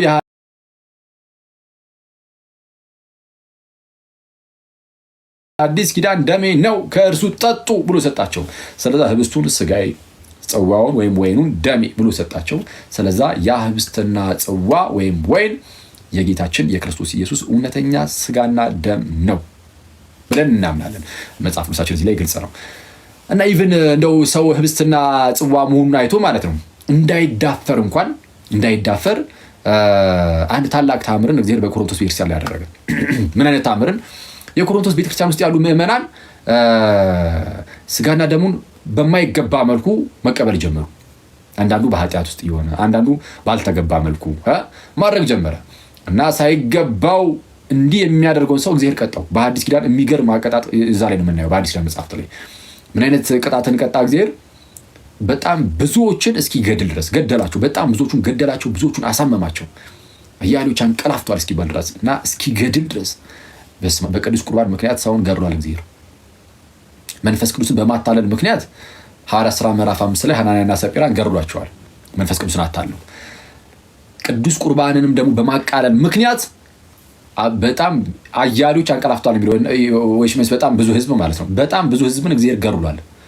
በጣም ብዙ ህዝብን አሳምሟል። ህመምን ለቆባቸዋል። ይህን ሁሉ ያደረገው ለምንድን ነው? ቅዱስ ቁርባን ምንም ፊት ለፊት ላይ ስታየው ህብስት ነው። ፊት ለፊት ላይ ስታየው ጽዋ ነው። ግን እኛ በማናየው መልኩ ግን ይቀየራል። ወይም ደግሞ ያ ህብስቱ የጌታ ስጋ ይሆናል። ያ ጽዋውም ደግሞ የክርስቶስ ኢየሱስ ደም ይሆናል። እና እንዲህ ያለ ሚስጥር በመንፈስ ቅዱስ አሰራር ስለሚሰራ ሰው ይህንን በጣም በአክብሮት ሄዶ መቀበል አለበት። የገደላቸው የምር እንደዚህ አይነት ሚስጥር ስለሚፈጸም ነው እንጂ ባይፈጸም ዝም ብሎ አንዳንዶች እንደሚሉት ዝም ብለህ ቪንቶንና ዳቦውን ተሸክመ በትሪ ዝም ብለህ እንደምታከፋፍለው ቢሆን ኖሮ ባልገደላቸው ነበር። የምር አሁን በትሪ ለሚከፋፈል ቪንቶ እግዚአብሔር ሰው ህዝቡን ሊጨርስልን አይጨርስም። አይገርልህ ምንድነው ከኃጢአት ጋር በተያዘ ምናምን ነገር እንደው ሳይገባ ስለወሰድክ የሚባል ነገር በፍጹም የምርም በአግባቡ ብትወስደው የሚያድንህ ስለሆነ ያለ አግባብ ስለወሰድከው ግን ገደለ። ያለ አግባብ ስትወስደው የሚገርልህ ከሆነ በአግባብ ስትወስደው እንዴት አያድንህም?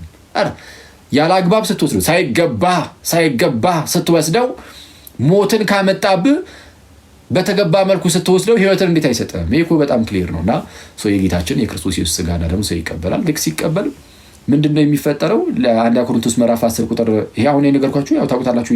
ብዙም እየጠቀስኩ ያለው ነው። አንደኛ ቆሮንቶስ ምዕራፍ 11 ከቁጥር 27 ጀምራችሁ ተመልከቱ።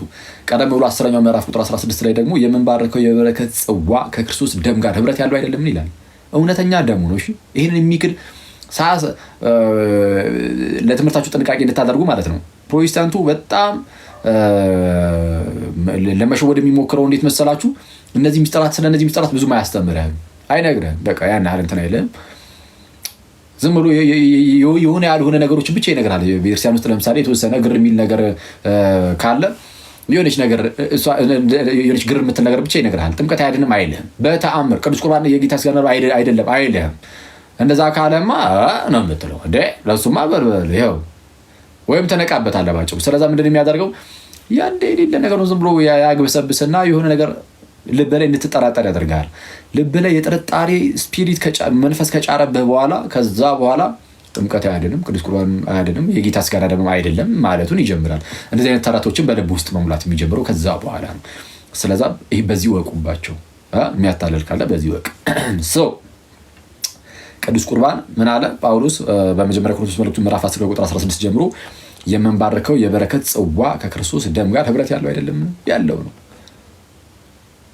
የምንቆርሰው ህብስት ከጌታ ሥጋ ጋር ህብረት ያለው አይደለም ያለው ነው። እና ዝቅ ብሎ አንድ ስለሆነ ይላል ህብስቱን ማለት ነው። አንድ ህብስት ስለሆነ ወይም አንድ የጌታ ሥጋ ስለሆነ እንደማለት ነው። እኛ ብዙዎች ስንሆን ክርስቲያኖች ብዙዎች ስንሆን አንድ ሥጋ ነን። ያንን አንዱን ህብስት እንካፈላለን ይላል። ስለዚህ አንዱን የጌታን ሥጋ በመካፈላችን ከቅዱስ ቁርባን በመካፈላችን ምክንያት ብዙዎች ስንሆን አንድ ሆነናል። አንድ ሥጋ አንድ የክርስቶስ ሥጋ ሆነናል። ስለዛ ያ ሰው የአምኖ የተጠመቀው ሰውዬ ልክ ቅዱስ ቁርባኑን ሲቀበል ከሁላችሁም ከኔና ከእናንተ ጋር ከእያንዳንዳችን ጋር ይተሳሰርና አንድ ሥጋ ይሆናል። አንድ ሥጋ ይሆናል። ኦኬ አንድ ሥጋ ይሆናል። የእርሲያን አካል ይሆናል። ስለዛ ይህ ሰው ዳነ፣ አዲስ ህይወት ጀመረ። በቃ አለቀ። ምንም ያለሱ ስራ ይኸው ዳነ። ድህነቱ ፍጹም ሆነ ይነሲዝ አትሊስት የዳግም መወለዱ ማለት ነው። በቃ ዳግም ተወልዷል። ይህ ሰው ድኗል፣ የክርስቶስ ሆኗል። የጥፋት ሳይሆን ወይም የሰይጣን ሳይሆን የእግዚአብሔር ሆኗል፣ የክርስቶስ ሆኗል። ያለ እርሱ ስራ እንዲያው በጸጋው ዳነ። እግዚአብሔር አዳነው እንዲያው በጸጋው። እሺ አሁን ከእርሱ እስካሁን ስነግራችሁ እስቲ አሁን እኛ ሰራ ብዬ ያልኩበት ቦታ አለ የለም። ሳይሰራ ግን ይኸው ዳነ እያልኳችሁ ነው። ለዛ ነው በኤፌሶን መልእክቱ ምዕራፍ 2 ቁጥር 8 ላይ ቅዱስ ጳውሎስ ታዲያ ስራ የሚያስፈልገው የቱ ጋር የሚለው ልመጣላችሁ ነው።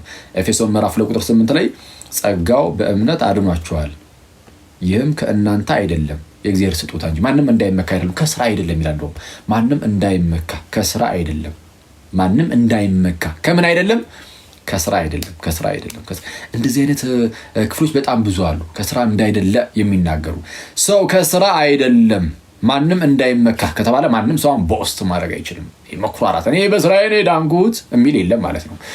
ስለዚህ ጸጋው ነው ያዳነን በጸጋው እንዲሁ በጸጋው።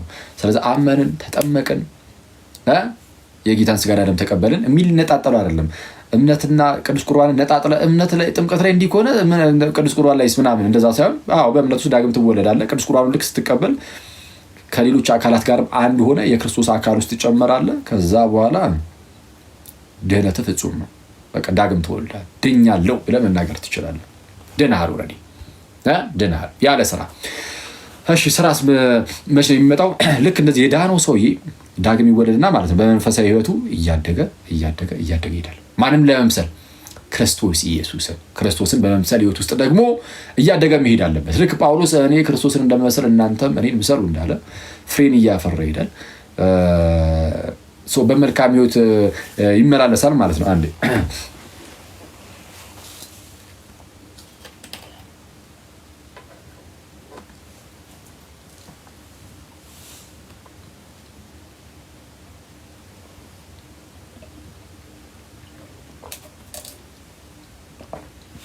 እሺ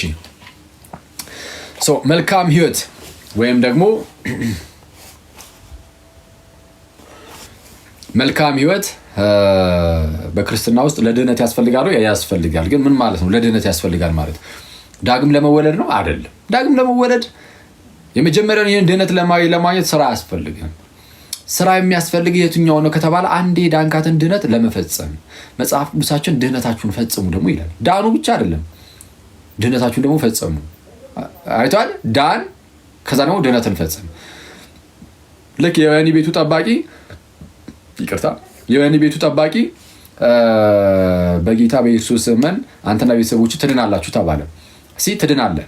ስለዚህ ሲያምን ሲጠመቅ በቃ ይድናል ያ ሰው። ግን ትድናለህ ብቻ አይደለም መዳንህን ደግሞ ፈጽም ደግሞ የሚል አለ። መዳንህን ደግሞ ፈጽም ፊልጵስዩስ ምዕራፍ 2 ቁጥር 12 ላይ እያንዳንዳችሁ የራሳችሁን መዳን ፈጽሙ ይላል። ስለዚህ መዳን ደግሞ የሚፈጸም ነው። መንገድ ላይ መቅረት አለ። አስቧል። ወደ ድህነት ከመጣ በኋላ ፍሬን ማፍራት ብታቁም ማለት ነው። ፍሬን ማፍራት ብታቁም መልካም ህይወት በአንተ ውስጥ እግዚአብሔር ሲያጣ የሞተልህ ጸጋውን የሰጠ ማለት እግዚአብሔር ልጁን ይላከልህ ልጁ የሞተልህ ጸጋውን የሰጠ ከኃጢአት ተላቀ በጽድቅ እንድትመላለስ ነው። አንተ ግን በኃጢአት እመላለሳለሁ ካልክ ከጽድቅ የሆነ መለስ ካረክ ራስህን እግዚአብሔር ይቀጣል፣ ይፈርድብሃል። አሁንም ከፍርድ አታመልጥም። ገና ለገና የእግዚአብሔር ልጅ ነኝ እና ሰው ኃጢአት ብሰራም አይፈረድብኝም ካልክ ከአንተ በላይ ምስኪን የለም። ስለዛ ፍርድ ይመጣብሃል። ለዛ ነው በገላትያ መልእክት ምዕራፍ 5 ከቁጥር 19 ጀምሮ የስጋ ስራና የመንፈስ ፍሬን ያስቀምጣል። እና የስጋ ስራ የተገለጠ ነው ብሎ ኃጢአቶችን ይዘረዝራል። ቅናት፣ ሟርት፣ አድመኝነት፣ ዝሙት፣ መዳራት የመሳሰሉትን ያስቀምጥና አስቀድሜ እንዳልኩኝ እንደነዚህ ያሉትን የሚያደርጉ የእግዚአብሔርን መንግስት አይወርሱም ይላል። ቀጥታ ነው እንዲህ ብሎ የተናገረው። በዚህ አስቀድሜ እንዳልኩኝ እንደነዚህ ያሉትን የሚያደርጉ የእግዚአብሔር መንግስት አይወርሱም፣ አትወርስም የእግዚአብሔር መንግስት እንዲህ የምታደርግ ከሆነ አለ ጳውሎስ። እንዲህ አለና 5ኛው ምዕራፍ ላይ ነው። በዚህ ዝቅ ብሎ 6ኛው ምዕራፍ ላይ ቁጥር 7 ላይ አትሳቱ እግዚአብሔር አይዘበትበትም ማለት አትሳቱ እግዚአብሔር አይዘበትበትም። ሰው የሚዘራውን ያንኑ ደግሞ ያጭዳልና ሰው የሚዘራውን ያንኑ ደግሞ ያጭዳል። በምድር ላይ የምትዘራውን ነገር እሱን ታጭደዋል አለቀ። ስለዚህ ምን ይላል ቀጠል አድርጎ በስጋ የሚዘራ ይላል ማለት የስጋ ፈቃድን እየፈጸመ የሚኖር ማለት ነው። በስጋ የሚዘራ ከስጋ መበስበስን ያጭዳል፣ ሞትን፣ ዘላለማዊ ሞትን። በስጋ የሚዘራ ከስጋ መበስበስን ያጭዳል። በመንፈስ የሚዘራ ግን ይልና ማለትም የመንፈስን ፈቃድ እያደረገ የሚኖር ነው።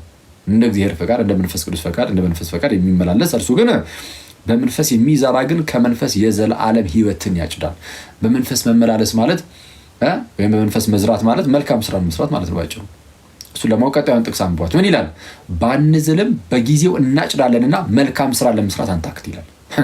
መልካም ስራ ለመስራት አንታክት እንዲህ ያለ ጳውሎስ በግልጽ ተናግሮ ጳውሎስ እንዲህ ብሎ ተናግሮ አንዳንድ ሰው ይመጣና አይ ይሄ መልካም ስራ መስራት ሆነ ከድህነት ጋር ምንም የሚያገናኘው ነገር የለም የሚል ሰው አለ። በጣም አደገኛ ነው። እና መልካም ስራ ከድህነት ጋር እንዴት ነው የሚገናኘው ከተባለ ዳግም እንድንወለድ አይደለም። የመጀመሪያውን ድህነትን ለማግኘት አይደለም። እሱንም ያለ ስራ በቃ አገኘን። አሁን ስራን የምንሰራው መልካም ስራን የምንሰራው ድህነታችንን ለመፈጸም እንዳንጠፋ፣ አንዴ ከዳን በኋላ እንዳንጠፋ ደግሞ የምንሰራው በራሳችን ነው አይደለም። እሺ በእግዚአብሔር ጸጋ የተቀበልነው ጸጋ ነው እንድናደርግ የሚያደርገንና በእግዚአብሔር ጸጋ እየበረታን እየጠነከርን ቀስ በቀስ ፍሬን እያፈራን እንሄዳለን። ካላፈራን ግን እንቆረጣለን። ጌታችን ነው እንደዚህ ያለን። ኢየሱስም እንዲህ ብሏል። ምን ብሏል? በዮሐንስ ወንጌል ምዕራፍ 15 ከቁጥር 1 ጀምሮ እውነተኛ የወይን ግንድ አባቴ ነው። እውነተኛ የወይን ግንድ እኔ ነኝ፣ ገበሬውም አባቴ ነው። እውነተኛ የወይን ግንድ እኔ ነኝ፣ ገበሬውም አባቴ ነው። በእኔ ያለውን ቅርንጫፍ ፍሬ የማያፈራው ነው። በእኔ ያለውን ያለው ክርስቶስ እውነተኛ የወይን ግንድ ነኝ ብሎ ግን በእርሱ ያለ ቅርንጫፍ ሆኖ ፍሬን ካላፈራ ምን ይደረጋል? አባቴ ይቆርጠዋል አለ። አባቴ ይቆርጠዋል። የሚያፈራውን ግን አብዝቶ እንዲያፈራ ያጠራዋል ይላል። የሚያፈራ ግን ሲታይ አብዝቶ እንዲያፈራ ደግሞ ያጠራዋል። ትንሽ ስታፈሩ አብዝታችሁ እንድታፈሩ እያጠራችሁ እዚህ ይሄዳል። ማናፈራ ፍሬን ጭራሽ ማናፈራ ከሆነና እንደው እምቢ የምንል ከሆነ ግን እግዚአብሔርም በቃ እሱ ይቆርጠናል። እምቢ የሚሉት ራሳቸው እነማን ናቸው? ኢቭን በክርስቶስ ሆኖ ራሱ ማለት ነው። በእኔ ያለውን ቅርንጫፍ ነው ያለው ኢየሱስ። አይ እነዚህ ሲጀምር አላመኑም ይላል አንዳንድ ሰው። ኧረ በክርስቶስ የሆነ ሳያምን ማንም ሰው በክርስቶስ መሆን አይችልም። በእኔ ያለውን ቅርንጫፍ ነው ያለው። እውነተኛ የወይን ግንድ እኔ ነኝ። እቺ ስላላሳያችሁማ ታሳያችሁ። እውነተኛ የወይን ግንድ እኔ ነኝ የሚለው ሲነሳ እቺ ትዛለች። ባለፈው የእመቤታችንን አሳየቻችሁ ነበርና እሺ የሆነ ሰው ያወጣቁብኛል እንደዚህ ስዕለት ላውጣት ከላስቲክ ውስጥ አይደል። እውነተኛ የወይን ግንድ እኔ ነኝ፣ ገበሬውም አባቴ ነው፣ እናንተ ቅርንጫፎች ናችሁ ነው እያለ ያለን እና በእኔ ያለው ቅርንጫፍ ፍሬ የማያፈራው ቢኖር እርሱን አባቴ ይቆርጠዋል አለ። ስለዚህ ካላፈራችሁ ትቆረጣላችሁ።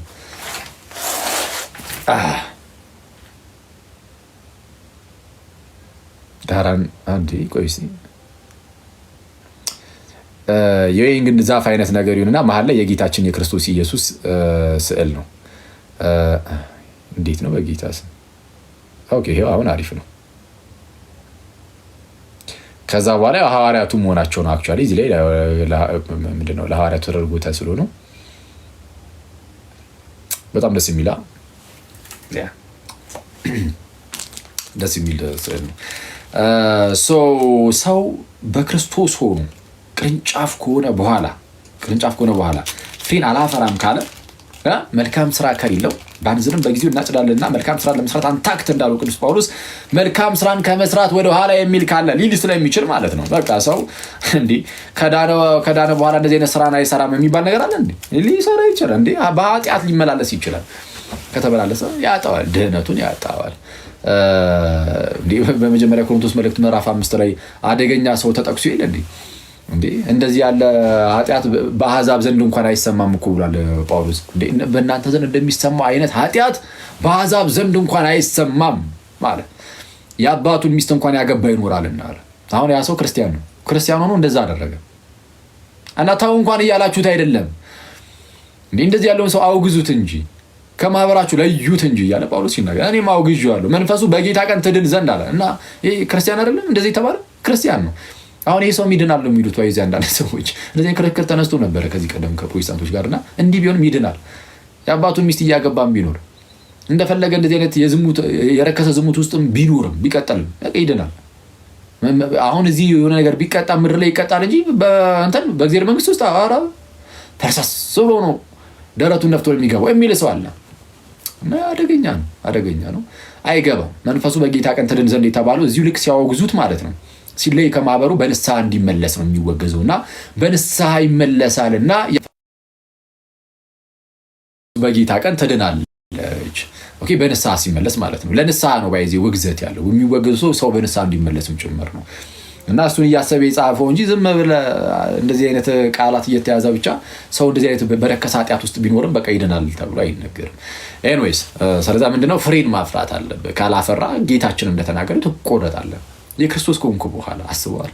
ስለዚህ የተቀበልነው ጸጋ ኃጢአተኝነትና ዓለማዊ ምኞትን ክደን የተባረከውን ተስፋችንን እርሱም የታላቁ አምላካችን የመድኃኒታችን የኢየሱስ ክርስቶስን ክብር መገለጥ እየጠበቅን በጽድቅ እግዚአብሔርን በመምሰል እንዴት ልንኖር እንደሚገባ ስለሚያስተምረን ያጸጋ በዛ ጸጋ እየተመራን ክርስቶስን በመምሰል ህይወት ውስጥ ማደግ አለብን እና ካልሆነ ግን ጸጋውን ስላልተጠቀምንበት ትቀጣለህ። ጸጋውን ስላልተጠቀምንበት ልንቀጣ እንችላለን። የማቴዎስ ወንጌል ምዕራፍ 5 ቁጥር 31 ላይ ጌታችን ስለ ፍርድ ቀን ሲናገር ጌታችን በመጣ ሰዓት ህዝብ ሁሉ በፊቱ ይሰበሰባሉ ይላል። እረኛ በጎቹን ከፍየሎቹ እንደሚለይ እርሱም ጻድቃኑና ኃጢአተኞችን እንደሚለይ ይናገራል። በግራ ያቆማቸዋል ኃጢአተኞቹን፣ በጻድቃኑን ደግሞ ቅዱሳኑን ደግሞ በቀኙ ያቆማቸዋል። ያኔ ምንድን ነው የሚለው? ምንድን ነው የሚጠየቁት? በቀኝ የተሰለፉትን እንደው በራብ አብልታችሁኛል፣ ብጠማ አጠጥታችሁኛል፣ መልካም ነገር ብታሰር ጠይቃችሁኛል፣ ብታመም እንደዚሁ ጠይቃችሁኛል፣ እንግዳ ሆኜ በመጣ ተቀበላችሁኛል ብሎ ይናገራቸዋል። እነዛኛዎቹን በግራ የተቀመጡት ደግሞ በተቃራኒ እንዲህ አላደረጋችሁልኝም በማለት ማለት ነው። ሰው መልካም ስራን ነው ጌታችን እዚህ ላይ የጠየቀው። እንዴ የት አግኝተን እንደዚህ ያደረግንለት ሲሉት ከነዚህ ከተናናሾቹ ለአንዱ ይህን ብታደርጉ ለእኔ እንዳደረጋችሁት ነው ይላል። ስለዛ ምንድነው መልካም ነገርን ማድረግ በእግዚአብሔር ዘንድ እንዲህ ትልቅ ቦታ አለው ማለት ነው። ምን አይነት ቦታ አለው ከተባለ አንድ የዳነ ሰው እንኳን ድህነቱን እንዳያጣ ያደርጋል። ድህነቱን እንዳያጣ ክርስቶስን በመምሰል ውስጥ በማድረግ 30 60 100 ፍሬን ነው የምናፈረው ማለት ሁሉም 100 ያፍራ አይደለም። 30 ብታፈራ እግዚአብሔር ይቀበላል። ግን አንተ መልካም ስራን ከመስራት ወደ ኋላ አትበል፣ ሁሌም አፍራ። ከኛ በፊት እንዳለፉት ቅዱሳን አባቶቻችን በእነሱ ልክ እንሆን እኮ አይደለም የሚታወለው። ግዴታ በእነሱ ልክ መሆን አለብህ አሁን ድነትን እንዲፈጸም አይደለም። እንደዛ መሆን አለብህ ብንችል እንደዛ ነው መሆን ያለብን። የተጠራ ነውም እንደውም ክርስቶስን ለመምሰል ነው የተጠራ ነው። ስለዚህ ለፐርፌክሽን የተጠራ ነው፣ ለፍጽምና ነው የተጠራ ነው። ግን 100 ፍሬ ባታፈራ እንኳን 60 ባላፈራ እንኳን 30 አፍርተህ ትገባለህ። አለቀ። አይቷል። የምታፈራበት መጠን ሊለያይ ይችላል። ሁሉም ሰው በቅዱስ ጊዮርጊስ ወይም በቅዱስ ተክለ ሃይማኖት ወይም ደግሞ በሌሎች ቅዱሳን ልክ ካልሆነ አትገባም። እንደዛ አይደለም። ፍሬን እናፍራ። አንዱም 30 አንዱም 60 አንዱም 100 ያፈራል። እና በቃችን እያሰብን እንኳን የለም ያን ሁሉ እንኳን ምናምን ብለን እንኳን እንዳንዘናጋ 30 ለማፍራት ስትነሳ በጥቂቱ ታምን የለ እግዚአብሔር ደግሞ ይሾምና በ60 እንድታፈራ ያደርጋል። እሱ ስታፈራ እግዚአብሔር ደግሞ ሌላ ደግሞ 100 እንድታፈራ እንደዛ ነው እያደረገ ሊያሳድገን የሚችለው። ስለዛ የሆነ እግዚአብሔር ሊቀጣን ነው ምናምን በሚል እንደዚህ አይነት እንትን ውስጥ ሆነ ሳይሆን በቃ እግዚአብሔር አምላካችን ነው፣ ለእርሱ የምንገዛ ነን፣ ባሪያዎቹ ነን። እኛ አባታችን እኛም ልጆቹ ብቻ ሳይሆን አምላካችን ባሪያዎቹም ጭምር ነን፣ ተገዢዎቹም ጭምር ነን። በፍቅር ልጁ ኢየሱስን ከላከልን ለእኛ ይሄ ብቸኛ ልጁን ከሰጠን እኛ ደግሞ እኛ ራሳችን አሳልፈን እንዴት አንሰጥም ለክርስቶስ ኢየሱስ ብለን በፍቅር መነሳት። ስለዚህ ከፍቅር ነው የሚመነጨው። እንደነዚህ አይነት ስራዎች ከፍቅር የሚመነጩ ናቸው። በፍቅር ሆኖ የሚሰራ እምነት ያለው ለዛ ነው። እርሱ ያደናል ማለት ነው። እንደዛ ነው እናንተ ሰዎች። ስለዚህ ድህነትን መፈጸም ይባላል። በዕለት ተዕለት ህይወታችሁ ኃጢአት ስትሰሩ ንስሐ እየገባችሁ ቅዱስ ቁርባን እየተቀበላችሁ ቅዱስ ቁርባን ሁሌ ቶሎ በተቀበልን ቁጥር በመንፈሳዊ ህይወታችን እያደግን እንሄዳለን። ቅዱስ ቁርባን ካልተቀበልን ቀንጭረን እንቀራለን። አብዛኞቻችን ቀንጭረን የቀራ ነው ቅዱስ ቁርባን ስለማንቀበል ነው። ባይዚ አብዛኞቻችን አሁን በመንፈሳዊ ህይወታችን የቀነጨርን እንትን አይደል? ቃሉ ጥሩ ካልሆነ ባላቅም ግን በሚያሳዝን ሁኔታ አሁን ላይ በቃ የሆነ የ20 ምናምን ዓመት ምናምን ቅዱሳን ሆነን መገኘት ሲኖርብን በጣም ክርስቶስን የምንመስል የሚያስደንቅ ህይወት ያለን ሰዎች ሆነን መገኘት ሲኖርብን ግን እኛ ምንም ከአሕዛብ የሚለይ ነገርም የለንም። እውነቱን ለመናገር ምንም ሰው አይቶ ይሄ ክርስቲያን ምናምን ራሱ አይለን የተለየ ነገር አለን። አሁን ስንታይ ራሱ በጌታ ስም ጭራሽ አንዳንዴ አንብስም እንደው እና ስለዛ ሰው አይቶ አስበው ከአሕዛብ እንኳን ካልተለየ በጣም የሚደብረው ክርስቶስን ዝሙት ውስጥ ያልተገባ አይነት ዘፈን ውስጥ ያልተገባ አይነት ዘፈን ውስጥ ልክ መጽሐፍ ቅዱስ ባሉ አይነት ዘፈን ማለት ነው። ሌሊቱን ሙሉ እየተዳራ የምታድርበት አይነት ፓርቲዎች ልክ እንደዚህ አይነቶችን ነው በዚህ ዘፈን የሚለው መጽሐፍ ቅዱስ። እንደዚህ አይነት ነገር ውስጥ ስትታይ፣ ዝሙት ውስጥ ብቻ ስትታይ፣ ምቀኝነት ውስጥ ብቻ ስትታይ፣ ተንኮል ውስጥ ብቻ ስትታይ በልብህ ላይ የሆነ ዝም ብለህ አንዳንዴ የአምልኮ መልክ ኑሮን ኃይሉን እስክንክለው ድረስ የምንሆን ሰዎች እግዚአብሔር የምርም በልባችን ላይ ሳይኖር ሲቀር ምንም እግዚአብሔርን ልባችን ላይ እናስበው አንደበታችን ላይ ያለ እንደው እግዚአብሔር እንላለን ልባችን ላይ እግዚአብሔር እየጠፋ ሲል በቃ እንደዚህ አይነት ሲሆን በጣም አስቸጋሪ ነውና ከአሕዛብ አንለይም ማለት ነው። አምላክ የለም ከሚለው ራሱ አንለይም። እግዚአብሔር ከልባችን ላይ ጠፍቶ አንደበታችን ላይ ብቻ ከቀረ በአንደበታቸው ብቻ ያመልኩኛል እንደተባለው ዝም ብሎ እግዚአብሔር አንደበት ላይ ብቻ ቀርቶ ልብ ላይ እግዚአብሔር ከጠፋ እግዚአብሔር የለም ከሚለው ወዳጅ አትለይም ማለት አንለይም። ከእነሱ በምን እንለያለን? በምንም አትለይም። እና በጣም አስቸጋሪ ነው። ከብዙዎቻችን ልብ ላይ እግዚአብሔር እንዳይጠፋ በጣም መጠንቀቅ አለብን። እግዚአብሔር ከልባችን ላይ ሊጠፋብን ይችላል። በጣም ወደ ኃጢአት ዝም ብለን ስምጥ እያለን ስንሄድ እግዚአብሔርን እየረሳ ነው። ከዛ በኋላ ኃጢአት ለእኛ ኖርማችን ይሆናል። ኃጢአት ምናምን ካላደረግክ እንደውም ከባድ ነው። ኃጢአት ካላደረግክ ኧረ በስመ አብ ምን ሆነ ነው ልትባል ትችላለህ። ስለዛ ኃጢአት እንደ ኖርም ከሆነ ኃጢአት ባህላችን ከሆነ እግዚአብሔር ከልባችን ላይ ጠፍቶ አንደበታችን ላይ ብቻ ይሆናል ማለት ነው። እግዚአብሔር ከልባችን ላይ እየጠፋ አንደበታችን ላይ እና እንደዛ እንዳይሆን ምን ማድረግ አለብን? በመንፈሳዊ ሕይወታችን ማደግ አለብን። አንድ ሕፃን ልጅ ይወለድና ማለት ነው በስጋ እያደገ እንዲሄድ ስጋዊ ምግብ ይሰጠዋል። ስጋዊ ምግብ እየተሰጠው እየበላ በስጋ እያደገ ይሄዳል። በመንፈሳዊ ሕይወታችንም ልክ እንደዚህ ነው ብያቸዋለሁ። በመንፈሳዊ ሕይወታችን አንድ ሰው በመንፈሳዊ ሕይወቱ ዳግም ይወለድና አምኖ ሲጠመቅ ማለት ነው። አምኖ ሲጠመቅ ዳግም ይወለዳል፣ ቅዱስ ቁርባኑ ይቀበላል። ከዛ በኋላ ያ በመንፈስ የተወለደው በቀስ በመንፈስ እያደገ እንዲሄድ መንፈሳዊ መብል ያስፈልገዋል። ያ መንፈሳዊ መብል ቅዱስ ቁርባን ነው ጋይስ። እና በጣም በሚያሳዝን ሁኔታ ብዙዎቻችን ደግሞ ከቅዱስ ቁርባን ርቀናል ነው። ስለዛ ቅዱስ ቁርባን እየተቀበልን ጠንካራ እየሆንን ጠንካራ ስራን እየሰራን እንኖራለን። አለበለዚያ ግን ለምሳሌ አንድ ሰው ምንድነው በስጋዊቱ ማለት ነው እየኖረ ግን ደህና ምግብ የማይበላ ከሆነ ደህና ምግቡን ተውትና ጭራሹን ምግብ አልበላም ቢል እንደ አቅም ኖሮት ራሱ ለስጋው ራሱ ስራን ይሰራል እንዴ? መስራት አይችልም። ለስጋው ስራን መስራት እንዲችል ምግብ መብላት ያስፈልጋል። አዛ አቅም ያጣል፣ ስራን አይሰራም። ኖርማሊ የስጋዊ ስራም አይሰራም። ልክ እንደዚህ ሁሉ በመንፈሳዊ ህይወታችን መንፈሳዊ መብል ካልበላን መንፈሳዊ አቅም እናጣለን። ስለምናጣ መንፈሳዊ ስራ መስራት አንችልም።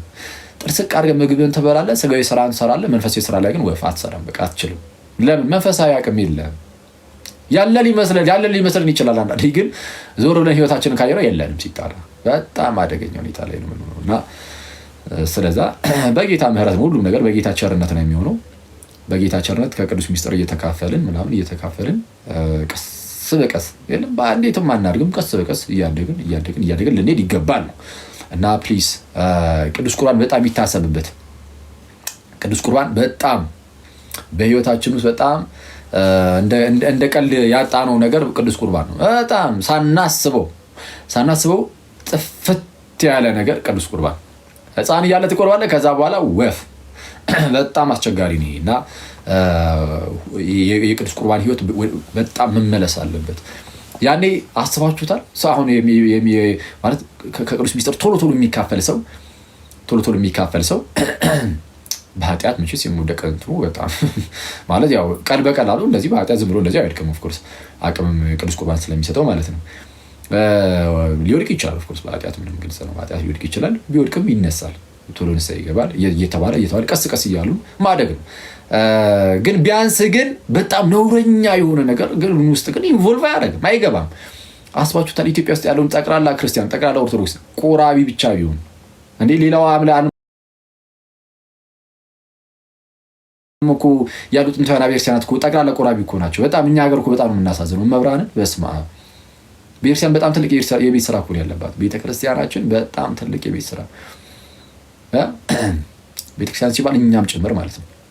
በጣም ትልቅ የቤት ስራ ያለብን የኢትዮጵያ ቤተክርስቲያን የማታቆርብ ልጆቿን የማታቆርብ ወጣት ልጆቿን የማታቆርብ እንዳትባልብን ቤተክርስቲያናችን በጣም ቅዱስ ቁርባንን በደንብ ልናስብበት ይገባልና ይሄ ሁሉ ኢትዮጵያ ውስጥ ያለ ክርስቲያን ቢቆርብ ለምሳሌ እየቆረበ የሚኖር በየሳምንቱ እየደሚቆርብ ወይ በየ15 ቀኑ የሚሆን ብቻ በቻለው አቅም ግን ቶሎ የሚቆርብ ቢሆን ንስሐ እየገባ የሚቆርብ ቢሆን ኧረ በስመ አብ አስባችሁታል እንዴ? ኧረ ማለት ሀገሪቷ ላይ ራሱ የሚፈጠረውን ነገር አስቡት። በጣም የሚደንቅ ነገር ነው የሚፈጠረውና ሰው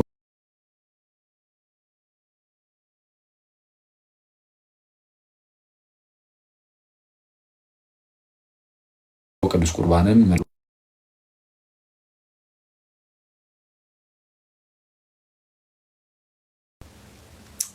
ሰው መንፈሳዊ አቅም እያገኘን እየሰራን ልንኖር ልናደግ ይገባል። እሱ ድህነትን መፈጸም ይባላል ነው። በቃ ድህነት ይሄ ነው ባጭሩ፣ አለቀ። የቅዱሳን ምልጃ ምናምን የሚል ነገር ሊነሳ ይችላል። አያይዤ ጣል ላድርግላችሁ። የቅዱሳን ምልጃ ትክክል ይጠቅማል። ለምንድን ነው የሚጠቅመው ከተባለ አንድ ሰው እንደዚህ አምኖ ተጠምቆ ቅዱስ ቁርባን ተቀብሎ ከዳነ በኋላ ያ ሰውዬ በመንፈሳዊ ሕይወቱ ያው መውደቅ መነሳት አለው አይደል? እና አንዳችን ለአንዳችን እንጸልያለን። ለምሳሌ እናንተ ለእኔ ትጸልያላችሁ፣ በእናንተ ጸሎት እንዳሉ ነው ማስበው። ነገራችን ላይ ጌታ ኢየሱስ የሚያውቀው ማለት ነው። እያልኩኝ ነበር ቅድም ለአንዱ ወዳጄ፣ ለማን ነው ለዮኒ ለባሮኬ ብቻ ነው እያልኳቸው ነበረ። አረ ለጀማው እያልኩኝ ነበር። አረ እኔ በስመ አብ የሀገር ጸሎት ነው ያለኝ ማለት እኔም ጸሎት ሳይሆን በጣም የሚጸልይልኝ የሀገር ህዝብ ነው ያለው እና ፊል አደርገዋለሁ። እኔ እንደኔ ቢሆን በስመ አብ በጣም እጣፋ ነበርና ግን በጣም የእናንተ ጸሎት ታግዘኛለች እና ልክ የእናንተ ጸሎት እኔን የምታግዝ ከሆነ የቅድስት ድንግል ጸሎት ደግሞ ምን ያህል ያግዘኝ ይሆን? የቅዱሳኑ ጸሎት እናንተን ምን ያህል ያግዛችሁ ይሆን? ስለዚህ የቅዱሳኑ ጸሎት በመንፈሳዊ ህይወታችሁ እንድታድጉ ያግዛል። ኦፍኮርስ ያግዘናል፣ ለሁላችንም ማለት ነው። የቅዱሳኑ ጸሎት ያግዘናል እና በቃ እሱ ነው መዳናችሁ እንድትፈጽሙ ያደርጋችኋል። መዳናችሁ እንድትፈጽሙ፣ ወደ ንስሐ እንድትቀርቡ፣ ኃጢአት ሰርታችሁ ቢሆን እግዚአብሔር ኃጢአታችሁን ይቅር እንዲልላችሁ ወደ ንስሐ እንድትቀርቡ፣ ቅዱስ ቁርባን እንድትቀበሉ፣ እንድትበረታቱ እግዚአብሔር ኃይሉን እንዲሰጣችሁ እንደዚህ ያደርጋል። አንድ ሰው ከእናንተ መካከል በመንፈሳዊ ህይወቱ ወደቅ እያለ ያለ ሰው ካለ ለእሱ ብትጸልዩለት እግዚአብሔር ሊደርስለት ይችላል። የእናንተን ጸሎት ሰምቶ ታዲያ የእናንተን ጸሎት ሰምቶ እግዚአብሔር ለዛ ሰው የሚደርስለት ከሆነ ይሄ ነው አንዱ ለአንዱ መማለድ ማለት ይሄ ነው። የቅዱሳን ምልጃ ደግሞ የጻድቅ ሰው ጸሎት በስራዋ እጅግ ኃይል ታደርጋለች ስለሚል የእነሱን በጣም በሰፊው እንጠቀማለን ነው። ፕላስ ደግሞ ሩጫቸውን ጨርሰዋል። እነሱ ኦልሬዲ ሩጫቸውን ጨርሰው ከጌታ ጋር ስላሉ ለእነርሱ ራሱ የሚያሳስባቸው ነገር የለም። እናንተ እና እኔ እዚህ ጋር አንዳችን ለአንዳችን ብንማልድ ብንጸልይ ሩጫ ላይ ሆነን ነው ለራሳችን እያሰብን፣ ከዛ ደግሞ አንዳችን ለአንዳችን መማለድ ነው። እነዛ ቅዱሳን ግን ሩጫቸውን እንኳን ጨርሰው ከጌታ ጋር ነው ያሉት። ከጌታ ጋር ሆኖ ለእናንተ ሲያሳስቡ አስቡ። ኧረ በስመ አብ። ከዛ አንጻር ማለት ነው እንደዛ ነው። በቃ የድህነት ትምህርት ተብሎ የሚሰጠው የድህነት ትምህርት ከተባለ ይሄ ነው። ከዚህ ውጭ ያሉ አንዳንድ የሚነገሩ ነገሮች ምናምን ቢኖሩ እንደው ይህን ገዳም የረገጠ እንደዚህ ቢሆን እንደዛ ምናምን የሚሉ ነገሮች እነሱ እንግዲህ ቃል ኪዳን ምናምን በሚል ስም የሚሰጡ ነገሮች ናቸው። እነሱ ከምን አንጻር ራሱ ቃል ኪዳን የሚባለው ራሱ ምንድን ነው የሚለው እሱ በጣም ራሱን ችሎ ትምህርት ያስፈልጋል እነሱን ለመናገር። እሱ ለጊዜ ያዛርጉትና የድህነት ትምህርት ከተባለ ግን በቃ ይሄ ብቻ ነው። የድህነት ትምህርት ተብሎ የሚሰጠው ይሄ ነው። የድህነት ትምህርት ተብሎ እንትን ገዳም ሄደ ስለረገጥክ ትድናለህ የሚል አይጨመርበትም። በቃ የድህነት ትምህርት አሁን ያልኳችሁ ነው። ይሄ ነው እንግዲህ ክርስትናችንን ቤተክርስቲያናችንን ልናቅ ይገባል። እናንተ ሰዎች የድህነት ትምህርት ላይ ያልገባዋለ በአጭሩ የድህነት ትምህርት ምንድን ነው ብያችኋለሁ። ሰው ወደቀ፣ ሞተ፣ እግዚአብሔር ሊያድነው ሲፈልግ ልጁ ኢየሱስን ላከለት። ልጁ ኢየሱስ መጥቶ ለዓለም ሁሉ የሚሆን ማስተሰሪያ አድርጎ ራሱን አቀረበ። ስለዛ የዓለም መድኃኒት ተባለ ኢየሱስ። ዓለም ግን እንዲድን ማመን አለበት ክርስቶስን። ስለዛ በክርስቶስ በኩል የተላለፈውን ትምህርት ሁሉ መቀበል አለበት። አምኖ መጠመቅ አለበት። ተጠምቆ ቅዱስ ቁርባን ይቀበላል። እሱ ሳይሰራ እዚህ ስቴፕ ላይ በቃ ይድናል። ዳግም ተወልዷል፣ ድኗል። ከዛ በኋላ የዳነው ሰው ደግሞ ድህነቱን ይፈጽማል። በምን? መልካም ስራን በመስራት። የድህነት ትምህርት ከዚህ ውጭ ያለው አሁን መጽሐፍ ቅዱስ ላይ በጌታ የለውም። አይ ቲንክ እሺ።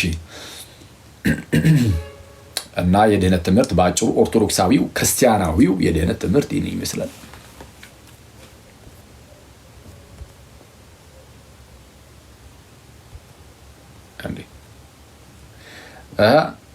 ያልገባችሁ ነገር አለን ትላለህ።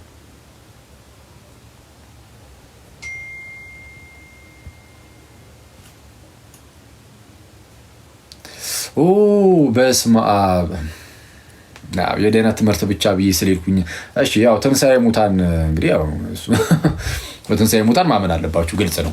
ክርስቶስ ስለ ሁላችን ከሞተ ሞቶ ካልቀረ ደግሞ ከተነሳ እንግዲህ ሁሉ ነገር አፍተሩ ምንድን ነው? ሞቶ ላለመቅረት ለመነሳት ነው። አንዴ ቻርጅ ሊሰካ ስንቴ እንዳቋረጠ ይያለ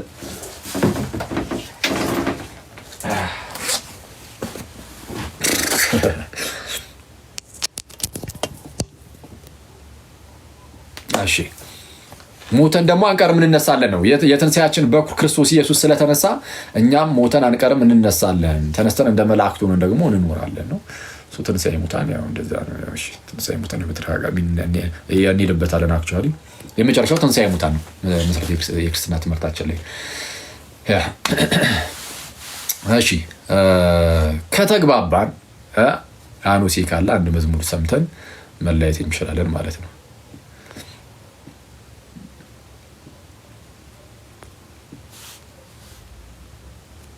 እሺ አው አንዴ መጥቷል ይላል። አው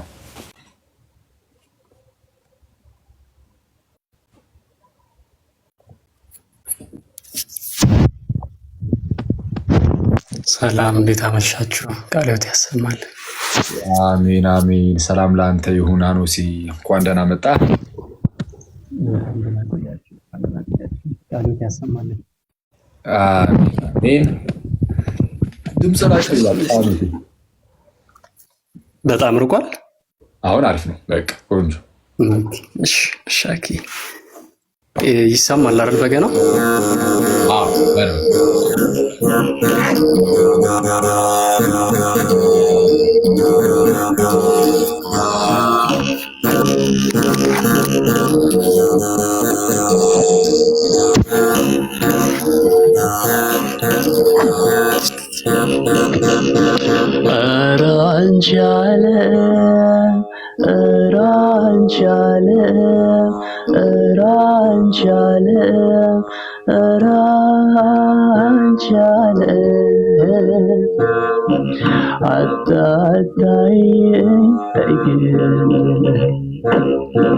ማታለልሽ ከተለምነው ከአንቺ ጋር ላልኖር እስከ ወዲያኛው እኔስ አገሬ በሰማይ ነው። እኔስ አገሬ በሰማይ ነው። ፍቀድልኝ ግድ የለም ገብቼ ልኑር ገዳም አስጨነቀኝ ዓለም አስቸገረኝ ኧረ አንቺ ዓለም ኧረ አንቺ ዓለም ኧረ አንቺ ዓለም ኧረ አንቺ ዓለም አታታየኝ ተይ ግድ የለም ማይጠቅመኝን ሳጠራቅም ከማይረባኝ ስሽቀዳደም በከንቱ ቀረው ከዚች ዓለም በከንቱ ቀረው ከዚች ዓለም የዕለት ጉርሴን ከሰጠኸኝ የዓመት ልብሴን ካልነፈከኝ ከዚህ በላይ ለኔ ምን አስፈለገኝ? ከዚህ በላይ ለኔ ምን አስፈለገኝ? ዓለምን ላልጨርሳት ተስገብግቤ አንዱን ነጥዬ አንዱን ደርቤ በአስበደነስ ከንቱ ንብረት አሰባስቤ ዳር ላይ አወጣኝ ከንቱ አስቤ ይሻለኛል ልኖራለው ንጹሕ ቃል ኪዳን ተፍቅሬ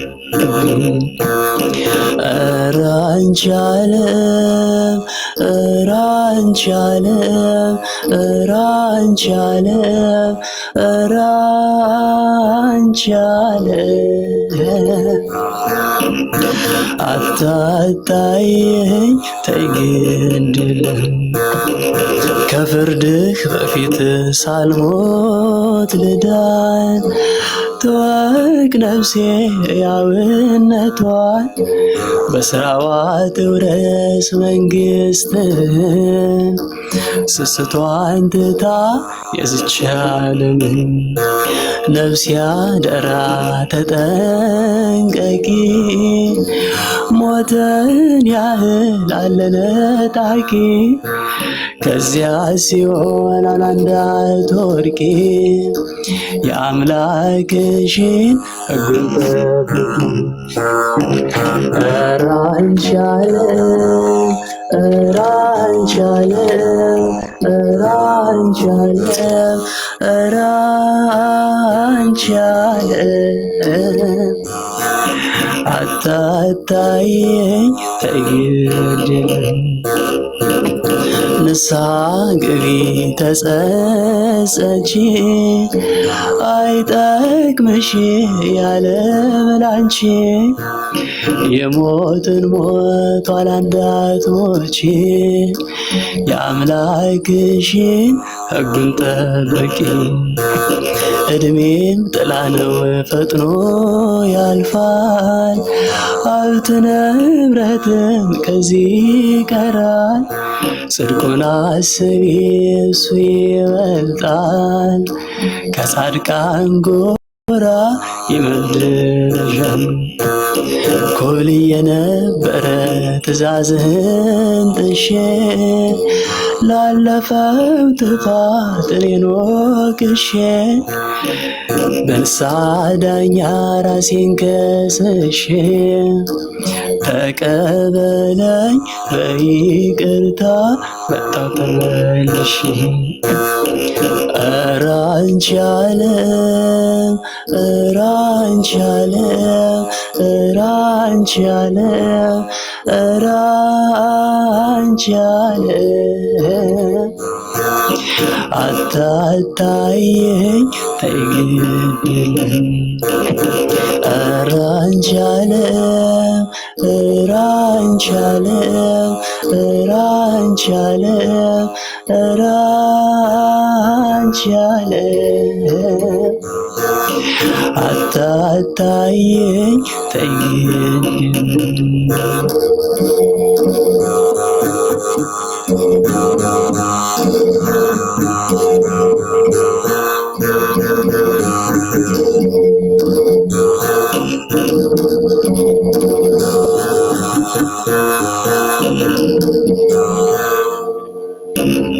ወስብሐት ለእግዚአብሔር። እግዚአብሔር ይስጥልኝ፣ እግዚአብሔር ያክብርልኝ።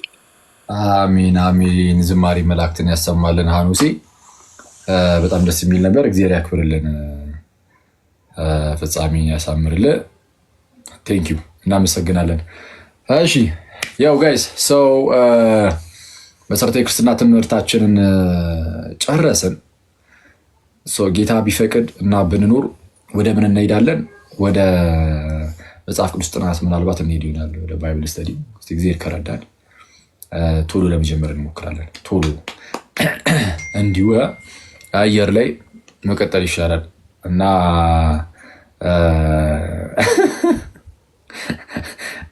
ቴክስት የሚያደርጉ ላይቭ ላይ እያወራሁኝ ማለት ነው። እዚሁ እየተከታተሉ ቴክስት የሚያደርጉልኝ አንዳንድ ሰዎች አሉ እና አልችላቸውም። በቃ አንዳንዶቹ የትም የሚሉ። እሺ ጋሼ ኖክ ሰላም ለአንተ ይሁን። እግዚአብሔር ይመስገን ደህና ነኝ። እንዴት አመሸክ? ይመስለናል። ሐኑሴ እንዴት ነህ? እንዴት አመሸክ? እንዴት ነው ወንድሜ? ሰላም አለን። ለአጭር ማስታወቂያ ነው የገባነው። መናገር ይቻላል? በሚገባ ፓፓ። እሺ ሁላችሁንም እንዴት አመሻችሁ ብያለሁ። እዚህ ጋር 3500 ሰዎች ምንድነው በመጀመሪያ ድሉን ስለሰጠህን እናመሰግናለን። ያው ፕሮፐርሊ ላድርገው ብዬ የሃይስኩል ፕሬዘንቴሽን አስመሰልኩት። ለተሰጠኝ ድል አመሰግናለሁ። እሺ እላለሁ። ምንድነው የታሰበው? ያው ሰሞኑን በተከታታይ ከመጀመሪያው ከሀልዎተ እግዚአብሔር አንስቶ እስከ ሴትሮሎጂ ወይም ነገረ ድነትን በደንብ አድርጎ አስተምሮናል። አክቹዋሊ ቴሌግራም ላይም ረጅም ጊዜ ነበር ይህን ትምህርት እያስተማረን የነበረው። ይህ ትምህርት ደግሞ በቀጥታ የሚሆን በተዘዋዋሪ ርዕሱ ራሱ በነጠላ እየተደረገ ወንድሞችን በደንብ አስተምረውበታል እንደሚታወቀው ማለት ነው። ስለዚህ ምን አሰብን እኛ ላይክ የቲክቶኩንም ድባብ ለማሳመር ምናምን እንደገና ደግሞ ምን ያክል አውቀናልስ የሚለውን ነገር ለማወቅ በአጠቃላይ ምን ታሰበ እንደ ግሩፓችን እንደ ጀማ ጥያቄና መልስ ውድድር ለማዘጋጀት ታሰብን ማለት ነው። እና ሰሞኑን እኛ ኮሚቴ ራሳችን እዚህ ፎርማሊ ቴሌግራም ክሬት አድርገን በዚህ ጉዳይ ስንነጋገር ነበር የነበረው እና አኬ ሰሞኑን ባስተማረው ትምህርት ዙሪያ ብቻ ለ18 ሰዎች የጥያቄ ውድድር እናዘጋጃለን። ሶ ምንድነው የሚሆነው? ከ1 እስከ 3 ለወጡት ሰዎች ልዩ ማስታወሻ ሽልማት አለው። በጣም ደስ የሚል ማስታወሻ ሽልማት አለው። ከ1 እስከ 3 ለወጡ ሰዎች ማለት ነው። ትችላለህ ማለት የምትችልበት መንገድ ግን ሽልማቱን በመስጠት ነው።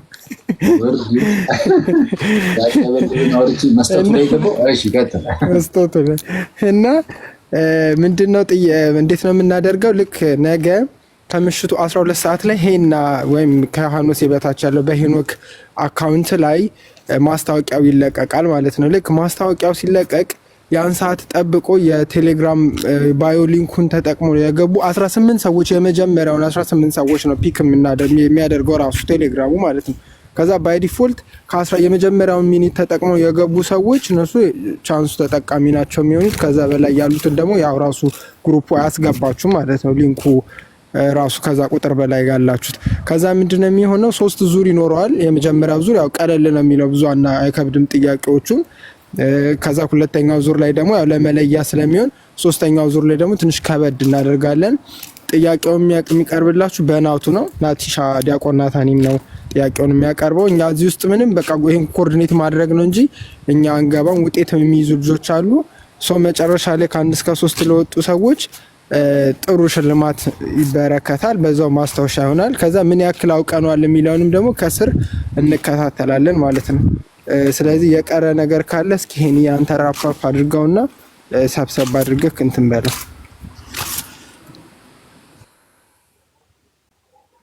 አይ በመጀመሪያ ሰላም ለእናንተ ይሁን ብያለሁ። አኬዋ ሃኖሴም ዝማሬ መላእክትን ያሰማልን። ከታች ያላችሁ እህት ወንድሞች እንኳን አደረሳችሁ እና እንዳለ ብሎታል። አክቹሊ እሱ እንዳለው ነው ጊዜም እንዳለመፍጀት እና እንዳለ 12 ሰዓት ላይ ይለቀቃል። ሊንኩንም ጀስት ባዮ ላይ አደርግላችኋለሁ እየገባችሁ እንትን ማለት ነው። በቃ ጠብቆ እንግዲህ እንዳለው ዳጎስ ያለ ሽልማት አለው እና ጠብቆ እንትን ማለት ነው። ሽልማቱ ያው እናንተን ሽልማልን ስትሉ ራሱ አጓጉ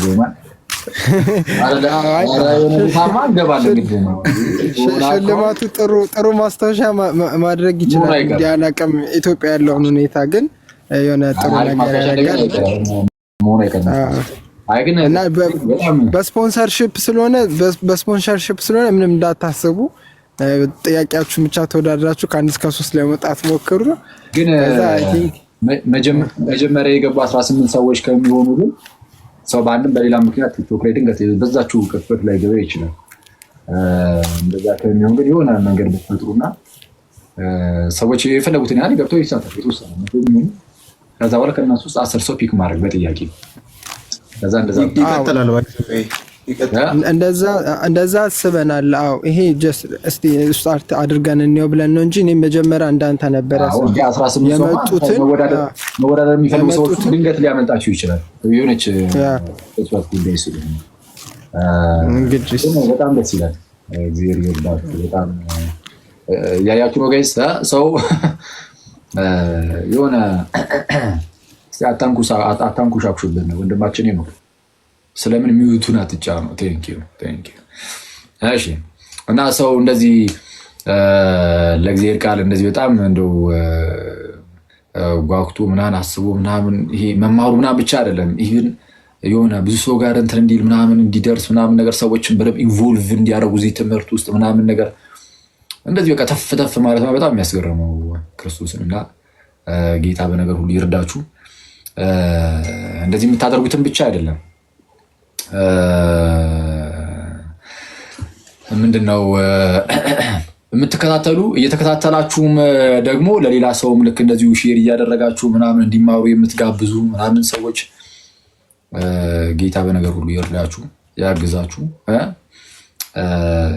በጣም አሪፍ ነው፣ ደስ ይላል።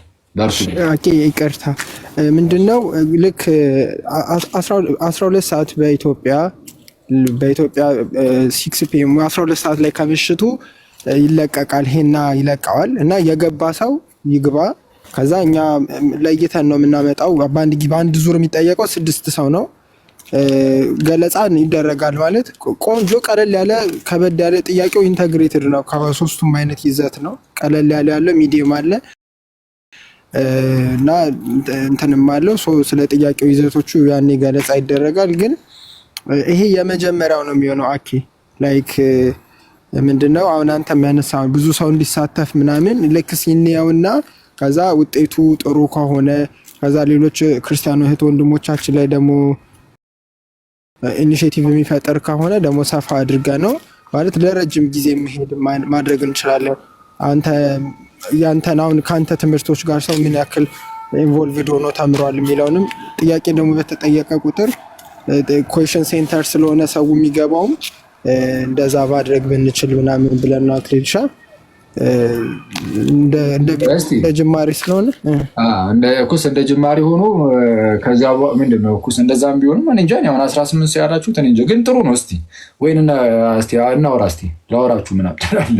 አይ ሰው እርግጠኛ ማንም ሰው በዚህ አይስማማም። እርግጠኛ ከታች ያለ ማንም ሰው ይሁን 18 ሰው ድንገት ያየ ሰው ብቻ ይግባ ምናምን ከሚሆን ቢያንስ ወይ ለተወሰነች ተሰጠና ለተወሰነች ደቂቃ ብቻ የሚቆይ ብለው ወይ ለአንድ ሰዓት ያህል የሚቆይ ብቻ እናስቀምጣለን።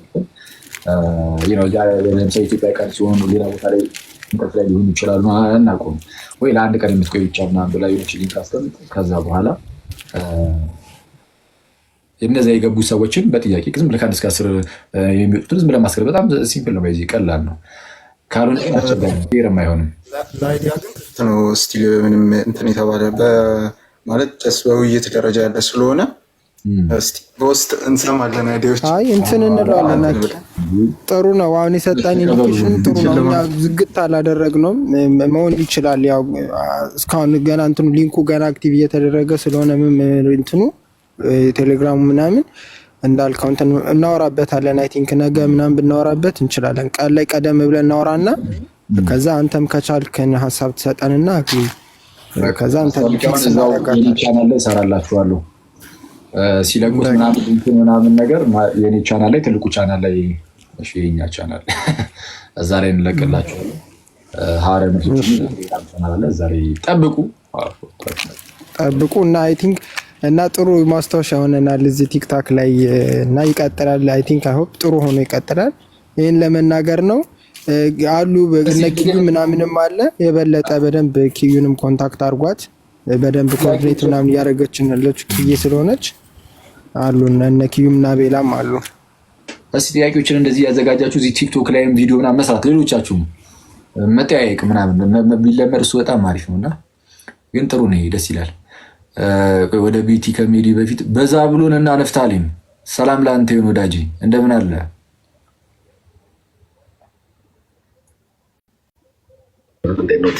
ሰላም ይመስገን አምላክ። አንተ ኦርቶዶክስ ነህ አይደል? ብሩስ ጥያቄው ለማን ነው? ሌላ ሰው አለ?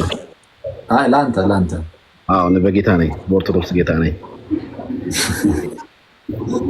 ረባሽ ኦርቶዶክስ ነኝ።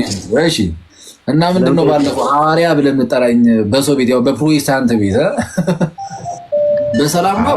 አዎ ኒክኔም እኮ ነው ሐዋርያው መልሶች ስለሚል ኒክኔም ሐዋርያዊ ነው ማለት ነው። ስለዚህ ሐዋርያዊ ማለት የለብህም ግን እንደ አንተ ዛሬ አሳጣኝም ከሰው ቤት ማን ሐዋርያ አላለኝም። ደግሞ ችግር የለውም እኮ አሁን ቲክታክ ላይ ባለ ፎሎወር ምንም ቢባልም የተጋነነ አይደለም። አድማጭ ባሽ ሐዋርያነት በፎሎወር አደረጋችሁት መጥፎ ነገር አይደለም ማለት ፖዚቲቭ ቲንግ ጥሩ ነው። ትምህርትና ችግር የለውም። ኦፊሻሊ ቢሆን አንኦፊሻሊ ግን ሐዋርያ አባቱ ችግር የለውም። ኦፊሻሊ ባይሆንም አንኦፊሻሊ ሐዋርያ ቢባል ችግር የለውም። ወንድማችን ደስ የሚል ትምህርት ነው። በጣም ደስ የሚል ትምህርት ነውና እንደዚህ ሁሌ አሪፍ ነው። በጣም ደስ የሚል ትምህርት ነው። እሺ ቴንክ ዩ። እሺ ቤትሻ ሰላም ላንቺ ይሁን። ሁላችሁም ሰላም ብያለሁ። አለን ይመስገን አምላክ አለን። እንትን ስለ ጥያቄው እንትን ልል ነበር። አይ ብዙ ሰው ቢመዘገብም ማለት ነው በቲም መከፋፈል እንችላለን። መጀመሪያ ሀሳብ መስጠት ይቻላል ወይ በይል ብለሽ ጠይቂያቸው። እስኪ አብረን እኮ ነው ያወራንበት። አክሊል የኔ ሀሳብ ምንድነው የምትይው? በውስጥ አናወራም እንደ አንቺ ጠፍተሽ ዛሬ ቀን ሙሉ ምንድነው የምትይው? አሁን መጣሽ እዚህ ሀሳብ መስጠት ይቻላል። እዚህ አልካደኝም ይችላል። ውረጂ እታችን ስማኝ መልዕክት ምናምን ፎሎ ብታደርግ አሪፍ ነው። ባለፈው አሪፍ ኢንፎርሜሽን ልኬድ ነበር። አይ ቲንክ አይደርስም መሰለኝ። እኔ አላየሁም። እስኪ ያው ቴሌግራም ላይ አስቀምጥልኝ። እሺ ቀጥይ። እሺ ቤትሻ በቃ እሺ እንትን የቅዳሴው እንትን ላይፍ ነበረና ይመች ከሆነ ትመጣለህ። ኔክስት ከሰኞ ቀጥ ጀምሮ ከነገ ጀምሮ አንቺ ላይቭ ላይ የሚጠየቅና በውስጥ የሚጠየቅ ነገር እንደው ላይ አሁን እዚህ ጋር መጥተሽ ግን ምንድነው ላይቭ ትመጣለህ? በውስጥ አታገኙም? አክሊል ነታችሁ? አዎ አላገኘሁም። አስመልስም እኮ አክሊል በእግዚአብሔር እንደሚከኝ ሰዓት እስኪ እቺ መጽሐፍ መጀመሪያ አንብባችኋታል አላነበባችኋትም? ነው ካነበባችኋት እመጣለሁ። በዛው ማስታወቂያ አሰራ ማለት ነው። አይተሻታል ቤት እቺ መጽሐፍ? አዎ ኦኬ። ስንት ነው? ገዛልሻለሁ። አይቼዋለሁ። ስንት ነው? ገጹ ነው ወይስ ብሩ ነው? አይደለም አለ ወይስ አለቀ ነገር? መጽሐፉም አለ ኦፍ ኮርስ እንዴ ቅዳሴ ቶሎ ነው ያልቀው እኮ እንደዚህ አይነት ነገር። አይ ገና አሁን እንትን ያለው ቅዳሴ ወደ ጌታ ደስታ የመግባት ምስጢር በቀሲስ ዶክተር መብራቱ ኪሮስ ነው።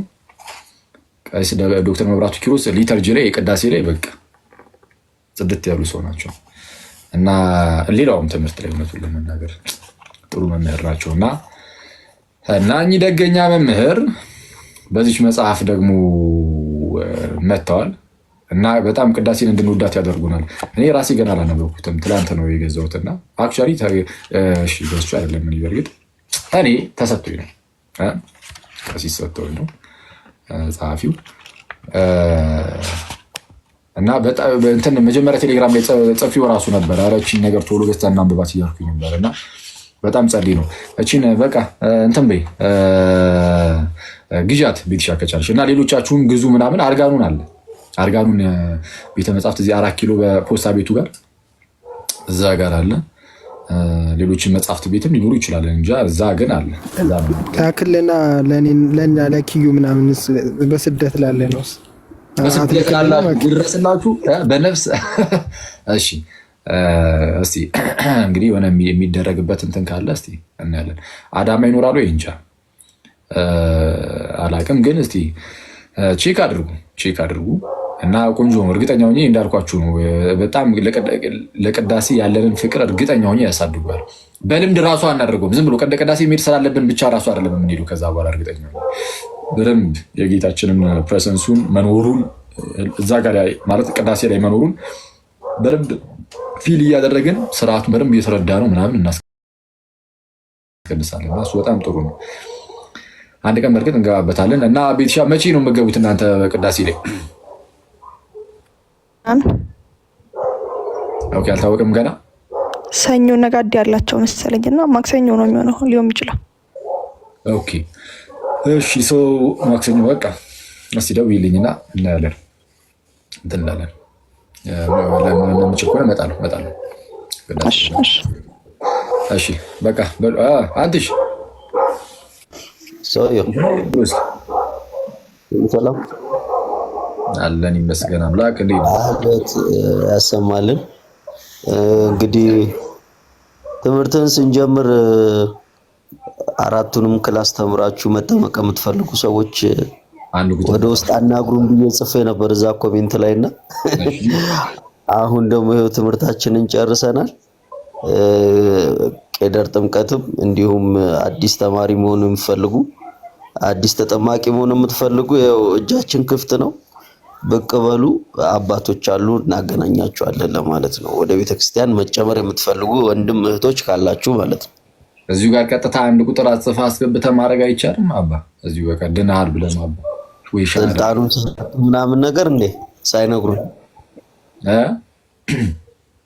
አይነግሩን ስልጣኑን ሰጡ እንዴ? እንዴ ስልጣኑን ቢሰጡኝስ ከዚህ ጋር ሆኜ ጸበል አላጠምቅህ አባ ምንድን ነው የምትለኝ? እዚሁ አንድ ቁጥር ተጻፉልን እንግዲህ እንትፍም ቢሆን ብለህ ታጠምቃቸዋለህ እንጂ።